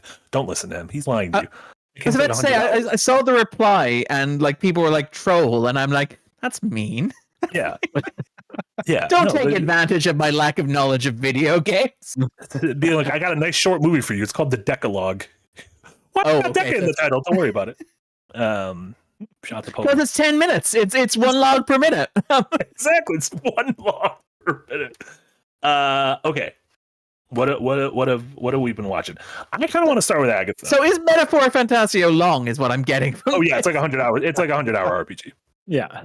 It's great, but do not play that game. It's by the same people who make Persona, which Nick has been slowly streaming over the course of like 4 years. So yeah. Just don't. What does Nick do when he finishes Persona? It's of old age. Yeah. Yeah, exactly. Let's. I want to start a little just touching on Agatha, because I think that is a show that has slowly built into. That's one of my favorite MCU. It might be just below the Lokis and Miss Marvel in terms of like my favorite things on the MCU. And the last 2 episodes have been like really, really incredible. They're up to episode 7 now, I believe. I believe that, and the final 2 are going up this week. Oh, very nice. So it is wrapping up this week. Yeah. I was talking to someone recently because I agree that so far 7 episodes in, it is delightful. It has a great October vibe to it. Really good characterization. The first episode and a half are a little too Marvel-y for me, and I like the Marvel stuff. But I was watching the first episode with my kid, and they're like, "This is a Marvel movie." And then right when he said that, like people start shooting lasers and like getting pushed all around a room, and he goes, "Oh, yeah, we don't need that." Once it gets done with the Marvel-ish part, it's delightful. Yeah, honestly, my favorite stuff is where it's just not referencing like. Right. The rest of it, even though I did like the episode that was all the backstory on Billy. What's his last name? Billy Batson. Surname Billy Maximoff, I'm guessing. Yeah. Billy Batson. That's like Shazam, right? That's Shazam. That's correct. The Billy Batson. And also, yeah. But I liked his whole backstory. I thought was like really, really great. And then last week's episode, which without spoiling, was all primarily focused on the Patti LuPone character, was like this is not an insult. It's a store brand version of the Lost episode, The Constant. But The Constant is literally one of the greatest episodes of TV ever. Yeah. And so I thought it was really great. And I'm really excited to see where these last 2 episodes go. And yeah, if you like horror, like every episode, it's ostensibly about this group of witches who are going down this trial called the Witches' Road. And every episode they have to pass a new trial. And the trials a lot of times are like themed around different decades or like horror movie motifs. And so you have the like 80s kids in a cabin motif one week. You have like 70s glam rock band in a recording studio one week. This recent episode was almost like a take on like sort of Disney fantasy princes and princesses trapped in a castle kind of thing. Specifically Disney witches. Yeah.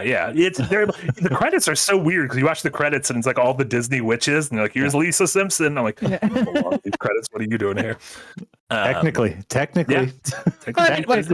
I mean, one of like I've only watched the first 4 episodes. I will admit I tapped out after the first 4 episodes. I think watching, as Jack said, the first episode and a half back to back did kind of sap my enthusiasm a bit. But like there is also like the clear thematic union of women with knowledge have long been branded witches.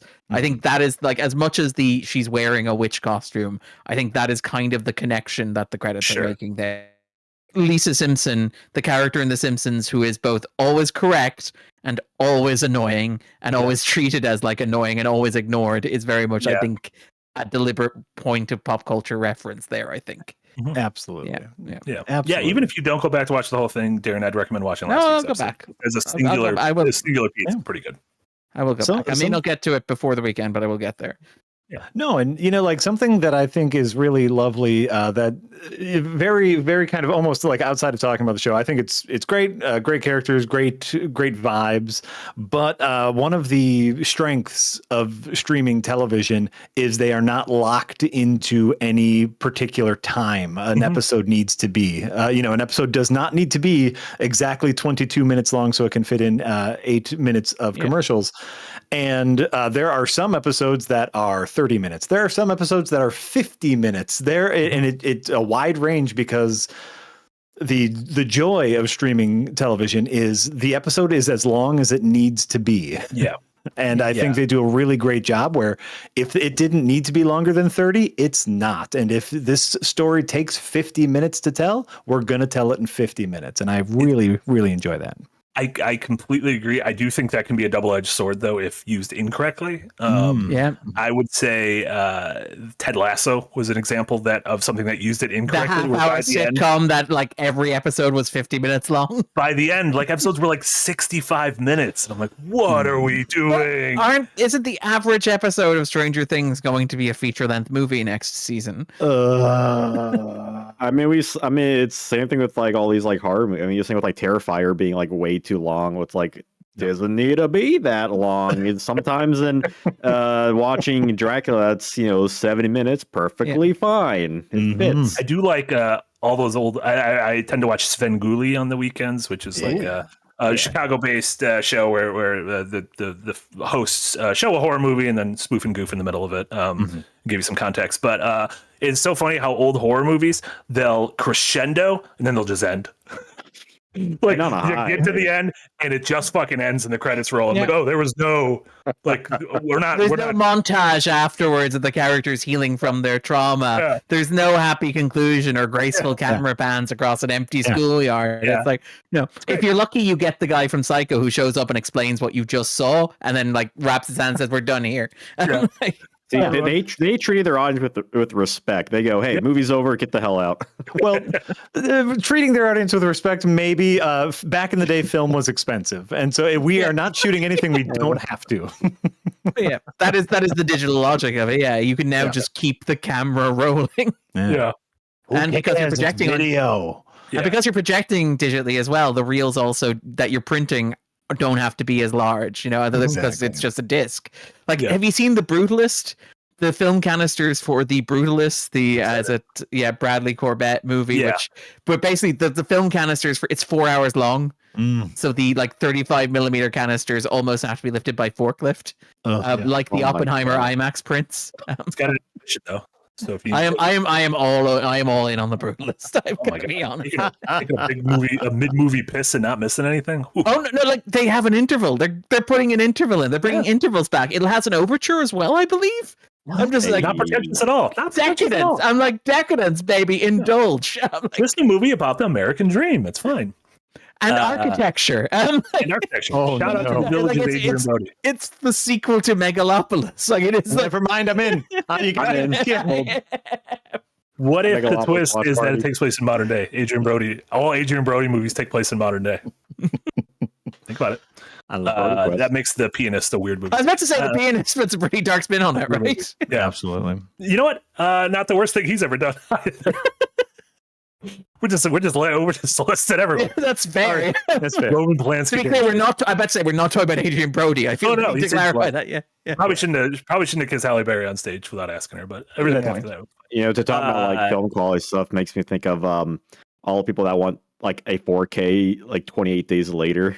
It's like, oh god, yeah. The movie is just like 480. Yeah. I mean, like I'm watching Lynch stuff at the moment, and I watched like in Inland Empire, the 4K restoration.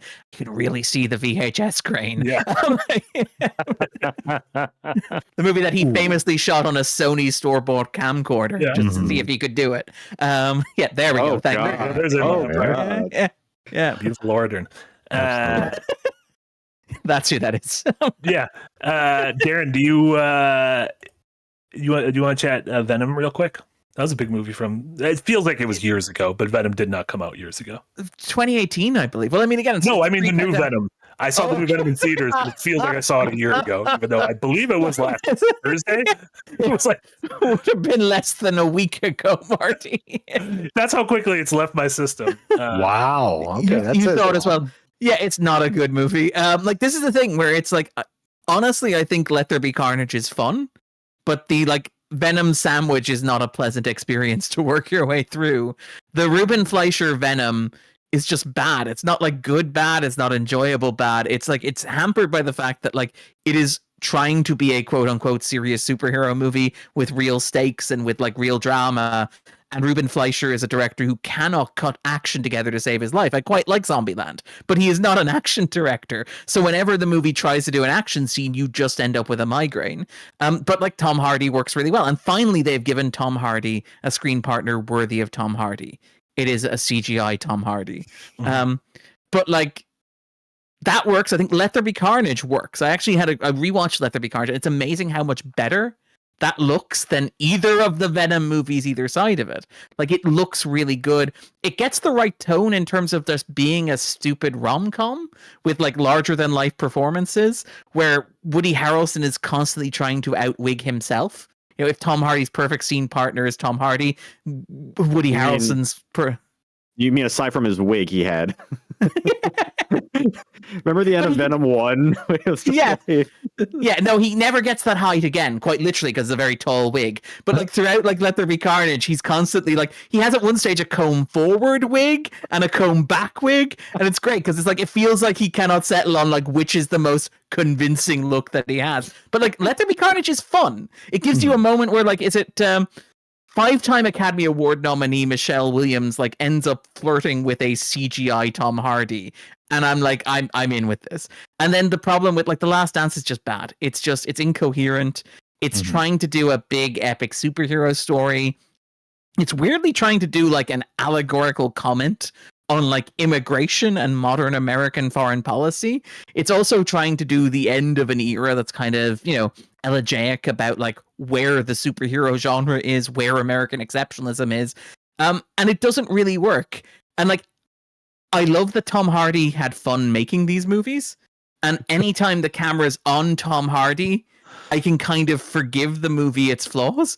But the problem with the first Venom and the third Venom is that there's a bunch of times when the camera's not on Tom Hardy and expects me to be interested in what's happening. And it just doesn't work. It's strange too because they fill them with great actors who don't do anything. Like Chiwetel Ejiofor and Juno Temple in this movie, and I'm just like, what are you guys doing? Reese Ifans making his second appearance in the Sony Pictures universe of Marvel characters. Yeah, I'm not sure how that him and Chiwetel, both of them. Well, I guess that was in Sony. No, because he was in Strange. Yeah, he was in Strange. I mean, they're getting paid, which is nice. Yeah, I do appreciate the Venom, like the whole like Sony like Spider-Verse thing, because it feels like if Iron Man was just never made, and that like mid 2000s era of like Fantastic Four, Daredevil, Punisher, just like that just kept going on. This so we got like the two timelines going at the same time. I mean, like, we're eating good. Entirely seriously as somebody who like, I'm not going to argue Madame Web is a masterpiece or that Morbius is a wonder of American cinema. I am glad these movies exist because they justify the existence of Into the Spider-Verse. Like the Spider-Verse movies would not exist if Disney owned the copyright to or the licensing of Spider-Man. And therefore, if the price I have to pay for getting the Spider-Verse movies is I have to watch Madame Web and Morbius and Venom 1 and Venom 3, I will accept that. I will even go and see Craven. I will have a very Craven Christmas. But like just because they justified the existence of like the Spider-Verse movies, which would never happen under Disney. Also, Craven's going to be good because movies are like wine. Well, and movies are like wine to where it like ages gracefully. And so this movie was done like several years ago. And so by kicking it, like this is like a vintage 21. So what you're saying is this is like is it the restoration of The Other Side of the Wind, the Orson Welles movie at Netflix? Peter Bogdanovich was coming in and passed away while cutting on Craven. Yeah, someone just shot a movie and they're like, we're burying it and you can't watch it for 100 years. It's gonna be like that. Yes, movie. That's so much John Malkovich, isn't it? It's like the wine movie. Yes, that's exactly the wine Yeah. movie. Yeah. Great. But like Craven. But the thing about Craven is J.C. Chandler, who's like Yeah. not great made a action bad movie. Yeah, he like even like his movies, which are fine, like Triple Frontier, are still like well-made examples of what they are. And every time I see that trailer, a little part of me dies. Like they could have just made like Craven's Last Hunt and like, bam, I would have been happy. Yeah, they don't take the easiest path, do they? Yeah. The path of most resistance. Yeah, exactly. I got to admire him. That's the Sunny way. Hold the Craven, nevermore. Exactly. Have you guys been anything else you watched recently worth mentioning one way or another? Real tiny, not spooky related at all. In case anyone is out of spooky relations, I just watched the first 5 episodes of High Potential, which is that the new detective show starring Caitlin Olsen from It's Always Sunny in Philadelphia. Yeah. If you like quirky detectives who have hyper focused superpowers, it's the show for you, because that's all it is, and it's delightful. Nice.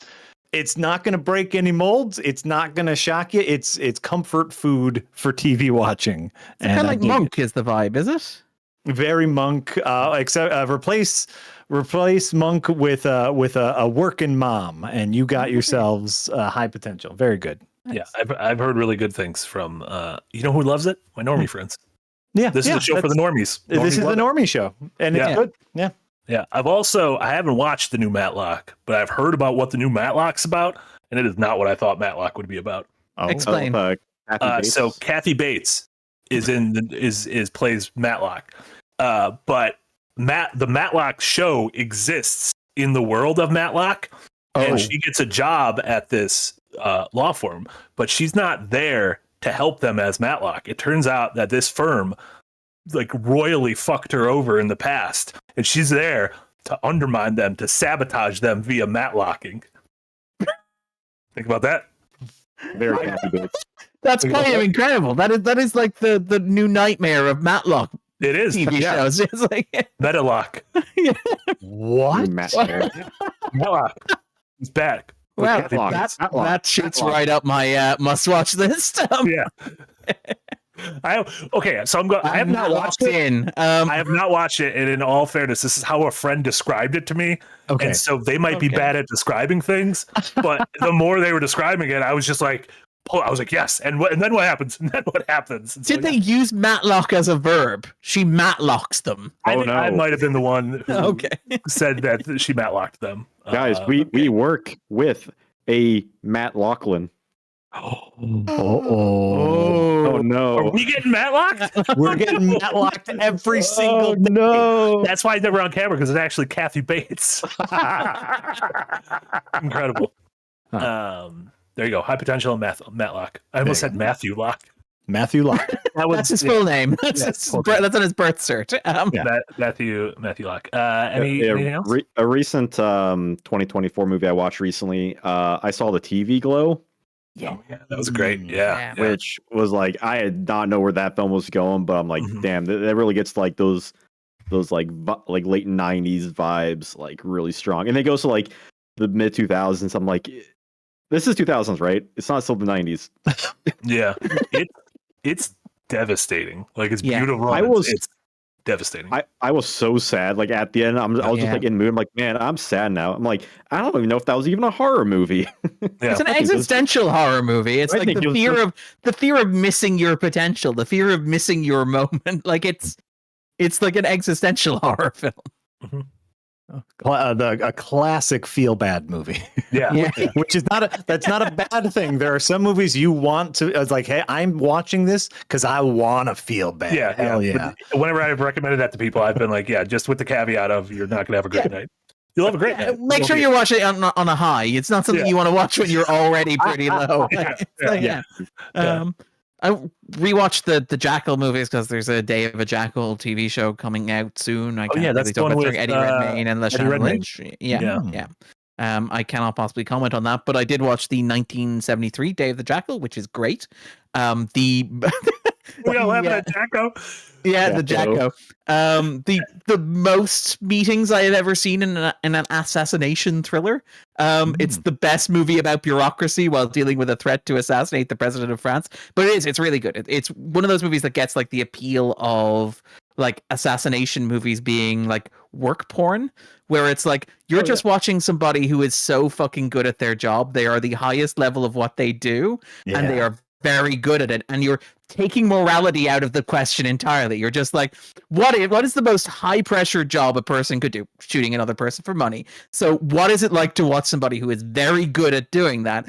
And it's really, really effective. And it's really great. The Jackal, the 1997 remake starring Bruce Willis and a whole bunch of wigs, less good. And Richard Gere's unconvincing Northern Irish accent, also not very good. But no. But the Day of the Jackal from 1973, I would wholeheartedly recommend. I think that's Fred Zinnemann. It's very good. Also, if you want a movie about an assassin who's just fucking terrible at his job, The Killer. The Killer, yeah. This guy who should be good at his job and he fucks up every time, and it's great. It's great because he spends like 10 minutes monologuing about how perfect he is at his job, and the first thing you see him do is fuck up. Like, it's great. It's the perfect Fincher movie. It is literally a movie about what happens when you mess up the perfect shot. And it has my favorite character detail of every morning he orders an Egg McMuffin, sits on a park bench, takes the muffins apart, and just eats the egg in the middle because it's the quickest way to get protein. I'm like, oh, you're a real sicko. Yeah. I was on a date one time with a girl, got a cheese Danish and ate all around the cheese and then threw it away. What? Yeah. That's like a level of willpower that I just do not understand. No, that is a red flag. That is that was the biggest like Jerry Seinfeld moment. I'm like, what's the deal with this? Let me say there was never a second date. yeah, correct. Yeah, that is the correct answer. Psycho material. There you go. True psycho material. Going over jamming through the last couple super chats before we wrap up for the day. Ugly, stupid loser with a $5 dono, no comment. But you know what? I don't think you're ugly and stupid. I think you're pretty good looking and just like regular smart. Yeah. I like that you hedged your comment. I like that it's like, I can't oversell the compliment. I'm not going to say you're a genius and beautiful. Pretty good looking. Yeah, nobody wins that lottery. Indulgence? Yeah. We're not. Natalie Portman? Yeah. You're smart. You're smart, not compared to me, but you're smart. Yeah. The Ray from the band Sugar Ray, Mark McGrath. Is he a smarty? Wow. Yeah, he's like a certified genius. Yeah. Dang it. I don't know why I said certified. I think he's not like you go to genius school and graduate top of your class. He's got a genius level IQ. Imagine going to pub trivia and just getting your ass beat every week by Sugar Ray. Is it Dolph Lundgren who has like a master's in linguistics? Yeah, Dr. Dolph Lundgren. Yeah.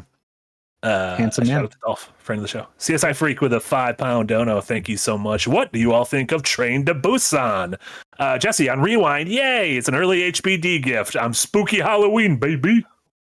I'm a spooky Halloween baby. You didn't have the A. I thought it was just I'm spooky Halloween baby. I'm spooky. Wah. I'm spooky Halloween baby. Wait, it's me, spooky Halloween baby. Train to Busan. One of a great modern zombie movie. Zombie movies are tough. Like it's tough to impress me with zombie stuff nowadays. Train to Busan is one of those ones that anything with trains, I'm sold. There you go. I like trains too. Yeah, if I'm gonna be honest. Yeah.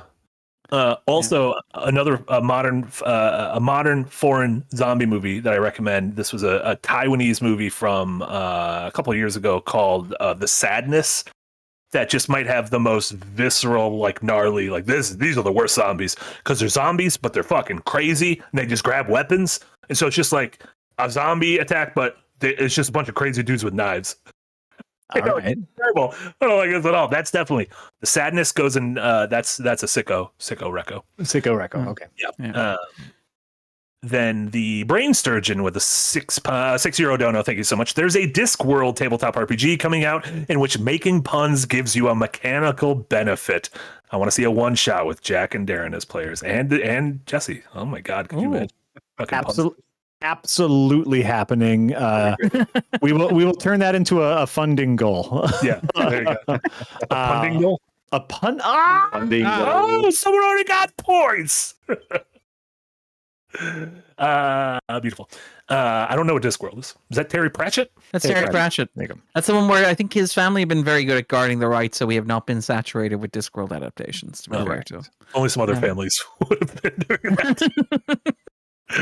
Christopher Tolkien got a roll in that big bathtub full of money. You know what I'm excited for? The War of the Rohirrim. That's what I'm excited for. Yeah. That looks Are you excited for The Hunt for Gollum Part 1 and Part 2? Although they are two separate movies now, apparently. It's gonna be a trilogy. Place putting your bets now on it. That's so sad.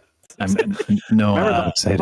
I just want like Alec Baldwin in a briefing room trying to track Gollum's journey through Middle Earth, trying to negotiate with obviously new James Earl Jones, or I guess Morgan Freeman in this version of the thing. Yeah, just trying to explain. You don't understand Gollum. Gollum spent 7 years in the Prussian military academy. He studied Elfin language. We're never going to track him this way. We have to think like a hobbit. Jesus Christ, that's Jason Smeagol. Brooks with a 20-pound dono. Thank you so much, John. Anyone aware of Johnny Got His Gun? The movie/book that inspired Metallica's One. A soldier wounded and trapped inside his own body, trying to communicate with the outside and remembering his life. Donald Sutherland as Jesus as well. Yeah, that was a Dalton Trumbo book that got turned into I believe a Broadway show. Required reading for me as a kid. School required reading. Yeah.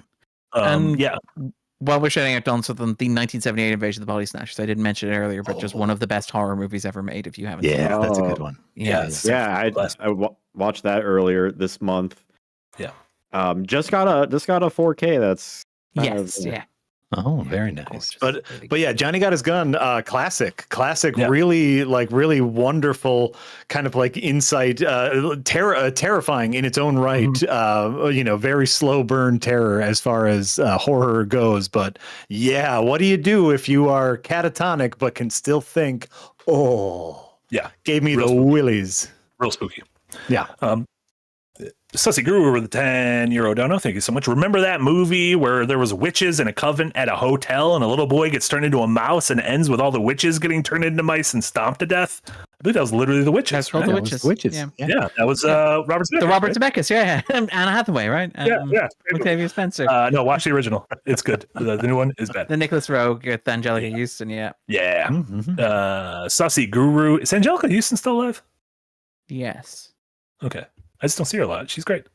Well, the Houston kids are generally like around. Danny Houston's there as well, isn't he? I didn't know they're related. They're both John Houston's kids. Yeah. Incredible. Did they found the Houston basketball team? There's did you watch Boardwalk Empire? Yeah. You know the guy without the face? He's also a Houston. He's like a grandson. How many Houstons are there? They're like the Skarsgårds of America. Well, there's Whitney. There's Whitney, yeah. Yeah, obviously very closely related to John, yeah. I believe I meant Sarsgaard, but did I mean Sarsgaard or Skarsgård? I meant the European ones, but I think I actually did the Peter one Sarsgaard. I actually did Peter Sarsgaard. It was great. Sussy Guru with the 2 euro dono. Sounds like people that cut the crust off toast. I think that's in the same kind of people who would only eat the Danish around the ring. Yeah, Silly. Great. Funnest Finder with a $5 dono. Thanks so much. A super ripped, super smart scientist named Dolph Lundgren. But y'all, what would the Shyamalan twist in the movie be? So if Dr. Dolph Lundgren is like the world's greatest scientist, it's an honorary doctorate. You got it from Phoenix University, the online college. What this will be is like the remake of the Twilight Zone, where we see like this hot, smart dude, but then all the other doctors take their masks off and they're like horrifying pig people, and they call Dolph ugly. Oh, that's great. Yes, yeah. Except they're not pigs; they're dolphins. Yes. And so it's like we get all these like very smart, like we get Dolph, we get Natalie Portman, we get all these very smart, like attractive people. The guy from Sugar Ray. The guy from Mark McGrath, Sugar Ray himself, but they're the ugly ones, and we all have to sit and think about that. Think about it. This is how we're going, man. We're leaving everyone on some real thought provoking material today. Yeah. Which is great. By the way, like the physicist Brian Cox, not the star of Succession Brian Cox, but the physicist Brian Cox. I definitely don't know. Oh, okay, well, he may be a British celebrity, Okay. but yeah, basically, he was the piano player in D-Ream. That's one of my favorite facts. Is that like one of the greatest physicists in like British pop culture was during the early 90s a piano player in a synth band. I love it. There we go. I don't like when people are too talented. You know what? Just get one talent, roll with it. Don't be good at everything. Leave some for the rest Don't of be us. greedy. Yeah. Don't be greedy. Don't be greedy. All right, that's gonna do it for us today on this lovely episode of the Rewind. Darren, what do you got going on? What should folks check out in your neck of the woods? Well, literally today, myself and the wonderful Omar Ahmed dropped an episode of The Backdrop, taking a look at the Lord of the Rings franchise and, in general, Hollywood's refusal to let anything actually meaningfully end. I think it's a good episode. I think Omar's edit on it is absolutely amazing. There is one thing in the middle of this where I was like, this is a bad idea. This is a stupid idea. We should not do this under any circumstances. I'm asking something impossible of you. And he makes it work. It's just incredible. I'm always constantly blown away. And obviously Jesse does other videos as well. And I say it all the time, but since you're here and I'm talking to you, also blown away, Jesse, just the work that you do as well. And if I'm in a gag in this backdrop, if you didn't notice. Backdrop debut. Yeah. Oh, there you go. Yeah. So no, check that out. And then obviously with Halloween, I wrote a bunch of articles over the weekend about horror franchises. So like Nightmare on Elm Street and Halloween 2. Yeah, I believe you'll also have a short that Casey edited going up relatively soon that where you just rapid fire recommend a shit ton of horror movies in 60 seconds. Yeah. So there you go. Yeah. Love it. Perfect. Jesse, how about you? Obviously, your big thing this week. The new episode of Battle Masters went up on Monday. Yeah, very controversial episode. Battle Masters. Good. Very fun. I believe the results are contested. Mm. Good. Where do you stand on what a stack is? Darren, what's a stack? I'm staying out of this. I got to be friends with everybody. Darren knows that. Yeah, there's some real heated conversations. Yeah. Maybe we'll get some resolution to It's a this. stacked conversation. Yeah, We really piled it on. Yeah, that came out. Other edits I'm doing, Yasi Tries will come out this Sunday. And working on the next Battle Masters for November, which should be a very fun episode. Also working on Unpacked for next week as well. I'll start working on Unpacked this week for next week. Hell yeah, as well. And then you and Jesse will be back. You'll have a new time slot for Resi, right? Yeah, next Tuesday. Yeah, so not this Tuesday evening, but next Tuesday. They'll be back with Resi 2, 3 to 5 p.m. Central on Tuesdays going forward. Yep. Nice. And to shock on the rest of my DVD pile real quick. Black Cat and the Raven, boom. Exorcist 3, boom. Texas Chainsaw Massacre 4, boom. Ooh. Cat and the Canary, boom. Ooh. Count Chocula, boom. That's just cereal. That's cereal. That's not even a DVD at all. It's not even cereal. It's mostly sugar. That's what American cereals are, Darren. That's all. Again, as an outside observer, there is something fascinating about the way that you guys have dessert for breakfast. It's just fascinating culturally. Yeah. Maybe that's why that your date didn't want to eat the middle of the Danish because it was too desserty. Too desserty. Could have got like a croissant or a muffin. You went full Seinfeld finally. And then Jack, obviously you were also a big part of the Battle Master shenanigans that everyone should check out. Correct. Yeah. So go watch yesterday's Battle Master. Very fun Battle Masters. Jesse and I will be working on the next episode, which we love making so very much. Saturday, of course, is Adventures Night. This Saturday is the start of Side Quest, which Marty is involved in. Very fun episode. A 3-episode little mini arc of Side Quest. Then we continue on with season 2 until we get to the new episode. Season 4 is chugging right along. We're very excited about that. And we're getting ready for the 1-year anniversary event that takes place next month. Big day-long stream. It's going to be a ton of fun.